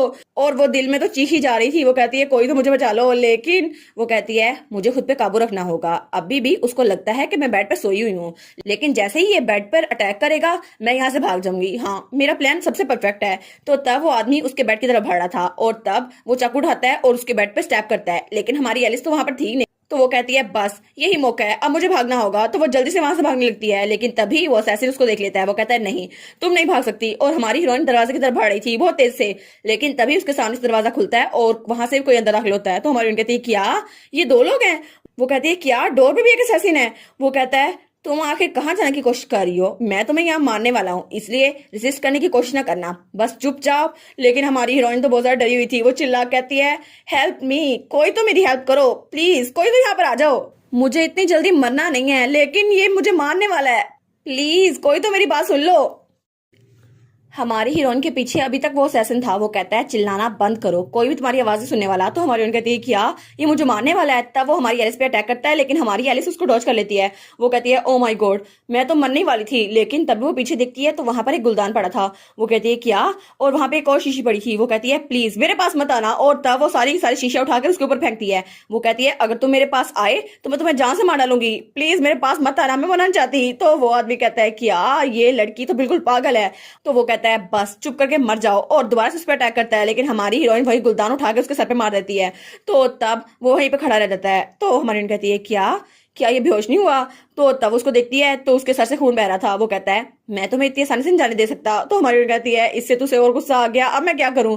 वो सोचती है मुझे थोड़ा कामली सोचना होगा, मुझे थोड़ी देर और इसका ध्यान भटकाना होगा ताकि लोग यहाँ पर आ जाए, फिर तो मैं बच जाऊंगी ना। और वो कहती है हाँ, मेरी डिवाइन पावर, मैं इसको यूज कर सकती हूँ, शायद इससे मैं दूसरे पर अटैक भी कर सकती हूँ।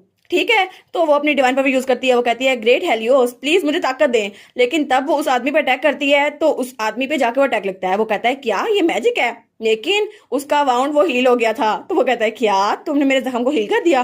तो हमारी हीरोइन तो बहुत ज्यादा शौक हो गई थी। वो कहती है अगर मुझे ऐसे ही मरना था तो ये पावर क्यों मिली थी, आखिर मैं उस पर अटैक क्यों नहीं कर सकती? तो वो कहती है मैं तो मरने वाली हूँ, अब तो पक्का मरने वाली हूँ। तो वो आदमी कहता है तुम्हें तो आराम से मर जाना चाहिए था, लेकिन ऐसा लगता है तुम बिल्कुल बेवकूफ होकर मरोगी। तो वो फिर से उस पर अटैक करता है और हमारी हीरोइन तो बहुत ज्यादा रो रही थी। लेकिन तभी वहां से किसी की चिल्लाने की आवाज आती है। तो वो दोनों उस तरफ देखते हैं तो वहां पर कोई तलवार लेकर आया था जिसपे खून ही खून लगा हुआ था। और वो कहता है तुम्हारी यहाँ पर आने की हिम्मत कैसे हुई, तुम क्रीपी बास्टर्ड। और वो था हमारा ड्यूक हेलियोस जो हमारी हीरोइन को बचाने के लिए आ गया था। तो वो कहता है क्या ड्यूक यहाँ पर आ गया। तो हमारी हीरोइन कहती है ओ ड्यूक यहाँ पर आ गया, अब तो मैं बच सकती हूँ। तो वो जल्दी से उस असैसिन को धक्का देती है और भागकर हमारे हेलियोस के बीच छुप जाती है। वो कहती है कि हेलियोस मुझे बचाओ। तो ड्यूक कहता है क्या तुम ठीक हो। वो कहती है हाँ हाँ मैं ठीक हूँ। लेकिन तभी बाहर उनके मैंशन पे धमाका होता है। तो वो दोनों कहते हैं क्या ये धमाका। और तभी वहां पर सब लोग जमा हो जाते हैं। वो कहते हैं ये तो एक चोर है ना, चोर ने अंडरग्राउंड वेयर हाउस पे कब्जा कर लिया है, वो तो यहाँ पर आए हैं। तो हमारी सोचती है क्या चोर, नहीं नहीं वो तो असैसिन थे ना जो मुझे मारने के लिए आए थे। लेकिन ऐसा लगता है उन्होंने इसको प्लान किया था ताकि लोगों को लगे वहां चोरी करने के लिए आए थे और मुझे मरवा दिया जाए। तो ड्यूक उसके सामने था। वो कहता है एलिस थोड़ा सा पीछे हट जाओ। और तब वहां पर बहुत ज्यादा असैसिन आ गए थे। और हमारी उन कहती है क्या एम्प्रेस ने इतने ज्यादा लोग भेजे। तो ड्यूक कहता है तुम लोग तो चोरों के हिसाब से बहुत ज्यादा कम हो, तुम लोग को तो ज्यादा होना चाहिए था। वो कहता है एलिस प्लीज अपनी आंखें बंद कर लो। तो हमारी कहती है जी मैं कर लेती हूँ। और उसके बाद वो चोर या असैसिन हमारे ड्यूक पर हमला करते हैं। तो ड्यूक अपनी तलवार लहराता है और उसके बाद उसने उन सबको मार डाला था। तो एलिस वहीं पर खड़ी थी और वो बहुत ज्यादा डर गई थी और उसको उनकी आवाजें आ रही थी। तो वो जल्दी से अपने कान बंद कर लेती है। वो कहती है नहीं मुझे ये आवाजें नहीं सुननी। तो तब ड्यूक कहता है एलिस। तो तब वो अपनी आंख खोलती है। तो जब वहां पर देखती है तो ड्यूक वहीं पर खड़ा था। वो कहता है क्या तुम ठीक हो। तो हमारी उन कहती है हाँ मैं ठीक हूँ। लेकिन जब वो ड्यूक को देखती है तो उसके पूरे कपड़ों पर खून ही खून था और उसके चेहरे पर भी। वो कहती है आपके चेहरे पे तो ब्लड लगा हुआ है। तो वो कहता है नहीं ये मेरा खून नहीं है। और उसके इर्द गिर्द हर कहीं लाशें लाशें थी। तो हमारी हीरोइन जब वहां पर देखती है तो वो बहुत ज्यादा डर जाती है और तभी उसको चक्कर आते हैं, वो गिरने लगती है। लेकिन हमारा ड्यूक उसको संभाल लेता है। वो कहता है एलिस तुम ठीक तो हो। लेकिन हमारी हीरोइन उसकी तो आंखें बंद हो रही थी। और तभी उसके सिपाही वहां पर आते हैं। वो कहते हैं ड्यूक माय लेडी आप ठीक तो हैं। और तब वो लोग अंदर आ गए थे। वो कहते हैं ये लोग तो बहुत ज्यादा थे। तो तब ड्यूक कहता है डेविड उनमें से मैंने एक को छोड़ दिया है, उसको ले जाओ अंडरग्राउंड प्रिजन में। और मुझे अडोल्फ चाहिए, मुझे उसकी हेल्प चाहिए, उसको यहाँ पर बुलाओ। और उसके बाद सीन चल होता है और हमें थोड़ी देर बाद का सीन दिखा जाता है। और उसके सामने एक चाय पड़ी थी जिसमें से बहुत ही अजीब सा लिक्विड था और धुआं निकल रहा था। तो अडोल्फ कहता है ये हर्बल टी है जो आपके माइंड और बॉडी को काम डाउन कर देगी माय लेडी। तो हमारी कहती है क्या ये काम डाउन करेगी या मुझे और सताएगी। तो तब वो चुप करके उस चाय को पी लेती है। वो सोचती है मैं पहली बार इतना ज्यादा खून देख रही हूँ और किसी की मौत। लेकिन ये दुनिया मेरी दुनिया से बिल्कुल अलग है जहां मैं रहा करती थी। तो वो कहती है बाय द वे कैलियोस कहाँ पे चला गया और वो जख्मी तो नहीं है ना। तो हमारी ओन सोचती है ब्लड की स्मेल तो अभी तक मेरी नाक पर चढ़ रही है। तो तब वो वहां पर देखती है तो कैलियोस वो तो बाथरूम में था। तो वो कहता है क्या तुम काम डाउन हो गई। तो हमारी ओन कहती है ओ माय गॉड ये तो बहुत ज्यादा हैंडसम लग रहा है, ये ऐसे कैसे आ गया। तो बटलर कहता है मैं अभी के लिए जाता हूँ। वो कहता है वेल डन तुमने अच्छा काम किया। तो हमारी ओन कहती है मैं वो जरा ग्लैड हूँ कि आपको कोई जख्म नहीं आया। तो हमारी ओन सोचती है चलो अच्छा हुआ इसको कोई जख्म नहीं आया, इसको कोई चोट नहीं लगी, अच्छा हुआ बस ये नहा कर आ गया। तो तब वो हमारी हीरोइन के सामने बैठ जाता है। वो कहती है thank you so much Duke मुझे बचाने के लिए, अगर आप ना होते तो आज तो मैं मर चुकी होती। वो कहता है कि नेचुरल है ना, मैंने आपको प्रोटेक्ट करने का प्रॉमिस किया था। लेकिन मोर इम्पोर्टेंटली वो थीज नहीं नहीं वो लोग ट्रेन असैसिन थे है ना। तो हमारी हीरोइन कप पर अपनी ग्रिफ्ट मजबूत कर लेती है। वो कहता है लेकिन क्या तुम्हें पता है कि वो लोग तुम्हें मारना क्यों चाहते थे, क्या तुम्हारे दिमाग में कोई इंसान है जो तुम्हें मरवाना चाहता हो। तो हमारी हीरोइन सोचती है गैस व्हाट कौन हो सकती है, एम्प्रेस ही हो सकती है। लेकिन उसके सामने कुछ नहीं बोलती। तो वो कहती है मैं इसको कहना तो चाहती हूँ लेकिन कैरियो समझेगा नहीं। आखिर उसे कैसे पता कि दिन में जिसके साथ मैं चाय पी रही थी वो रात को मेरे लिए असैसिन भेज देगी। नहीं नहीं मैं भी इस पर यकीन नहीं कर सकती। तो ड्यूक उसके देखता है तो वो कहती है नहीं नहीं ये सही टाइम नहीं है। वो कहती है मुझे कोई आइडिया नहीं है मुझे मरवाने के लिए किसने भेजा था। तो ड्यूक कहता है ऑल राइट मैं खुद सर्वाइवर्स को इन्वेस्टिगेट करता हूँ। तो हमारी सोचती है चलो ये तो अच्छा हुआ, अब ये मुझसे कोई सवाल नहीं पूछेगा। तो तब ड्यूक की तरफ देखती है तो वो कहती है योर ग्रेस मुझे आपसे कुछ कहना था। तो ड्यूक कहता है जी आप कह सकती हैं। वो कहती है आपने मुझसे पहले कहा था कि मैं डची में रहूं आपकी बीवी बनकर, इसलिए मैं आपके सजेशन को एक्सेप्ट करती हूँ। वो कहता है क्या सच में आप इसको एक्सेप्ट कर रही हैं। वो कहती है लेकिन सिर्फ 1 साल के लिए, इस दौरान आप मेरी डिवाइन पावर को यूज कर सकते हैं और इसके जरिए मैं आपको कम्प्लीटली हील कर दूंगी। लेकिन 1 साल के बाद हमें डाइवोर्स देना होगा और उसके बाद मैं अलग और आप अलग, हमारे रास्ते अलग अलग हो जाएंगे। और मुझे कोई मनी या पावर नहीं चाहिए, बस मुझे चाहिए कि आप मुझे प्रोटेक्ट करें। तो ड्यूक कहता है ठीक है मैं आपको 1 साल के लिए प्रोटेक्ट करूंगा, बस यही है ना। तो वो कहती है जी बिल्कुल, अगर कोई मुझे मारने की कोशिश करे तो आप मुझे प्रोटेक्ट करिएगा। और वो सोचती है ओरिजिनल स्टोरी के इवेंट तो वैसे भी 1 साल के अंदर खत्म होने वाले हैं, तो तब तक मुझे इसकी प्रोटेक्शन चाहिए होगी। और वैसे भी हम लोग तो मैरिड कपल है ही नहीं, लेकिन फिर भी मुझे 1 साल के लिए यहाँ पर रहना है तो कुछ ना कुछ तो एक्ट करना ही होगा। तो ड्यूक कुछ नहीं बोलता। तो वो सोचती है ये कुछ कह क्यों नहीं रहा, क्या मैं इसको कहूँ कि 2 साल की कॉन्ट्रैक्ट कर लें, लेकिन 1 साल काफी नहीं होगा? तो ड्यूक कहता है ऑल राइट, मैं आपकी कंडीशंस को एक्सेप्ट करता हूँ, और अपना हाथ आगे बढ़ाता कहता है अगले साल के लिए मैं आप पर रिलाई करता हूँ। तो तब वो दोनों हाथ मिलाते हैं। वो कहती है जी बिल्कुल, मैं अभी आप पर रिलाई करती हूँ। और उसके बाद दरवाजे पे नॉक होती है। वो दोनों कहते हैं क्या, अब कौन आ गया? तो वहां पर वही बियर की तरह दिखने वाला आदमी था। तो हमारी सोचती है ये तो डेविड है ना, ये पहली बार है जब मैं इसे प्रॉपरली देख रही हूँ। और वो सोचती है ओरिजिनल स्टोरी में तो डेविड मारा गया था जब वो लेडी मेल्टन को यानी कि सीना को प्रोटेक्ट करा था, और तब उसने कहा था फाइनली अब मैं अपनी लॉर्ड से जाकर मिल सकता हूँ, और उसके बाद वो एक स्माइल के साथ मर गया। लेकिन वो सोचती है मुझे तो इसका लॉर्ड कैरेक्टर बहुत ज्यादा पसंद था, और वो तो उसकी तरफ बहुत ज्यादा खुशी से देख रही थी। तो ड्यूक उसको देखता है और सोचता है ये क्या सोच रही है। तो वो कहता है अब क्या हुआ? तो वो कहता है वो असल में जो आदमी हमने वहां पकड़ा था उसने सुसाइड कमिट कर ली है। मुझे माफ कीजिएगा लेकिन मैं सर्वाइवर को मैनेज नहीं कर पाया। तो वो कहता है क्या वो मर गया? तो हमारी नर्स सोचती है 1 मिनट, वो मर गया तो इसका मतलब है कि मास्टरमाइंड के बारे में जो इन्फॉर्मेशन थी वो गायब हो चुकी है ना? तो ड्यूक कहता है ऑल राइट, ठीक है, अगर ऐसा है तो हम कुछ नहीं कर सकते, आप बस मेक श्योर कर देना कि उस रूम को क्लीन कर दो। वो कहता है जी जी मैं समझ गया। तो हमारी नर्स सोचती है इसको तो फर्क नहीं पड़ता कि यहाँ पर असैसिन आए थे, लेकिन ऐसा लगता है डेविड इसके साथ बहुत ज्यादा लॉयल है। तो ड्यूक कहता है मैंने इन्वेस्टिगेशन कर ली थी लेकिन कोई भी थीफ अंडरग्राउंड वेयर हाउस में नहीं मिला, और ऐसा लगता है ये सिर्फ कोई चोरी का मामला नहीं था। तो डेविड कहता है आपका रूम तो बहुत ज्यादा गंदा हो गया माय लेडी। तो हमारी ओर सोचती है मेरा रूम, उसमें तो वो लोग पड़े हुए हैं ना, मुझे तो उनसे बहुत ज्यादा बदबू आ रही थी उनके खून की, लेकिन मैं वहां नहीं जा सकती। तो हमारा ड्यूक कहता है ठीक है मैं समझ गया, तुम अब जा सकते हो। तो हमारी ओर कहती है क्या? तो वो कहता है एलिस। तो हमारी ओर कहती है जी क्या कहना है आपको? तो वो कहता है ऐसा लगता है कि आपके लिए उस रूम में सोना थोड़ा मुश्किल होगा, इसलिए मैं आपको कमरा चेंज करवा देता हूँ, और मैं आपके कमरे के साथ ही रहूंगा। अगर आपको कोई भी फिक्र हो, आपको डर लगे तो मुझे बता दीजिएगा। तो हमारी कहती है क्या ये हो सकता है कि आज मैं आपके कमरे में रुक जाऊं? और वो सोचती है आज रात तो सबसे ज्यादा सेफेस्ट जगह इसका रूम ही है। वो कहता है क्या यहाँ पर? तो हमारी सोचती है हाँ हाँ बिल्कुल, और वो कहती है मैं तो सोफे पे सो जाऊंगी, है ना अच्छा आइडिया, वैसे भी कितना ज्यादा खुला है और मैं तो इस पे पूरी आ जाऊंगी। तो वो कहता है अगर आप ऐसा चाहती हैं फिर तो ठीक है, लेकिन मैं आपको सोफे पे सोने नहीं दे सकता, आप बेड पे सो जाइएगा। वो कहती है नहीं नहीं, आखिर मैं आपका बेड कैसे ले सकती हूँ, मैं इसके साथ बिल्कुल ठीक हूँ। तो ड्यूक उसके साथ देखता है और फिर वो कहता है नहीं नहीं, मैं एक लेडी को सोफे पे सोने नहीं दे सकता जबकि मैं बेड पे सोया हूँ, मैं किस तरह का इंसान लगता हूँ आपको? वो कहती है नहीं नहीं, मैं तो कहीं भी सो सकती हूँ और मुझे फर्क नहीं पड़ता, ठीक है? वो कहता है ऑल राइट, और तब वो खड़ा होता है और हमारी लस के पास आता है। वो कहता है एक्सक्यूज मी, और हमारी हीरोइन उसको देखती है। वो कहती है क्या अब ये क्या करने वाला है? तो वो हमारी हीरोइन को उठा लेता है। तो एलिस कहती है क्या इसने मुझे उठा लिया? और वो तो ब्लश करने लग गई थी। वो कहती है आप क्या करने वाले हैं? तो वो कहता है मुझे लगा था ये तरीका जरा आसान होगा कि हम बातें करने से अच्छा एक्शन करें, इसलिए प्लीज मुझे आपको वहां लिटाने दे। और वो उसको बेड पे लेटा देता है। तो हमारी कहती है क्या? तो वो कहता है ठीक है अब मैंने आपको बेड तक पहुंचा दिया, प्लीज अब आप रेस्ट करें। तो हमारी कहती है हाँ हाँ ठीक है। और उसके बाद वो लैंप के पास आया था और वो कहता है मैं बस अब यहाँ से जा रहा हूँ। तो हमारी कहती है ये तो इतनी दूर गया, लेकिन मुझे लगा था ये इतना जरा अनोइंग नहीं हो सकता, फिर भी। तब उसकी आंखें बंद होने लगती है। वो कहती है मुझे तो बहुत ज्यादा नींद आ रही है, और तब उसे पता भी नहीं चला था और वो सो गई थी। तो ड्यूक उसी को देखी जा रहा था। वो सोचता है मुझे लगा नहीं था ये इतनी आसानी से मान जाएगी, लेकिन चलो शायद इसको नींद जरा आई होगी। तो तब वो शर्माते हुए सोचता है पता नहीं मैं अपने होश में था भी या नहीं, मैंने कैसी हरकत की है, कितनी बुरी हरकत थी ना ये।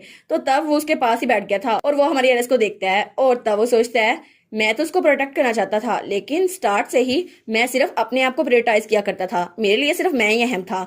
लेकिन अब मुझे ऐसा लग रहा है जैसे मैं इसे खोने वाला था, और मैंने कभी भी किसी के लिए कोई सेक्रीफाइस नहीं दी। लेकिन आज जो डेंजर मेरे सामने था उसकी वजह से मुझे लगा कि मुझे बहुत ज्यादा गुस्सा आ रहा है, और जब मैंने एलिस को बहुत ज्यादा परेशान देखा तभी मुझे बहुत ज्यादा गुस्सा आ रहा था। और थोड़ी देर पहले जब वो लोग उसे मारने के लिए आए थे तब तो मेरा खून खोल रहा था और मुझे अपनी सेफ्टी की कोई परवाह नहीं थी, वो तो मेरे दिमाग में थी नहीं। मेरे दिमाग में सिर्फ एक चीज थी, एलिस, कि एलिस इस सब से प्रोटेक्ट रहे। और मेरे लिए अब सिर्फ वो डिवाइन पावर नहीं रही, मेरे लिए वो कुछ खास बन गई है, और उससे ज्यादा मेरे लिए ये बहुत ज्यादा इंपॉर्टेंट है कि वो मेरी साइड पर रहे।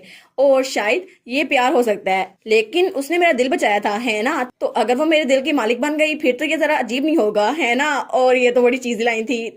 तो वो कहता है मुझे पता है कि वो झूठ बोल रही थी जब उसने कहा था उसे नहीं पता कौन उसे टारगेट कर रहा है, लेकिन एक रॉयल फैमिली के मेंबर को असैसिन करने के लिए रॉयल कोर्ट से कोई चाहिए होगा, और मुझे ये खुद पता है। लेकिन अगर मैंने कुछ कहा तो शायद तुम्हें बुरा लग जाए और तुम फिर से यहाँ से भागने की कोशिश करोगी, इसलिए मैं ये नहीं चाहता। तो वो उसके हाथ पे हाथ रखता है और कहता है मैं नहीं चाहता कि तुम मुझसे दूर हो जाओ। और तब उसके हाथ पे किस करते हुए सोचता है फिर भी मैं चाहता हूँ कि मैं तुम्हारी लाइफ को प्रोटेक्ट करूँ किसी भी कीमत पर, क्योंकि एलिस मैं चाहता हूँ तुम हमेशा मेरे साथ रहो। ओके ड्यूक, हम समझ गए तुम्हें एलिस से प्यार है। चलो कम से कम तुमने खुद से तो इजहार किया, अब जल्दी से एलिस को भी बता देना। अब ये ना हो वो बेचारी कंफ्यूजन में ही मारी जाए, उसको बता दो बस जल्दी से। और इसी के साथ ये वाला पार्ट यहाँ पर ख़त्म। तो आप लोग बताइएगा आपको ये पार्ट कैसा लगा। प्लीज़ लाइक करिएगा, कमेंट करिएगा और शेयर करिएगा। और जो न्यू व्यूवर्स हैं काइंडली वो चैनल को सब्सक्राइब कर दें। और पिछली वीडियोस का लिंक आपकी स्क्रीन पर नज़र आ रहा होगा तो काइंडली उनको भी चेकआउट कर लें। Thank you so much.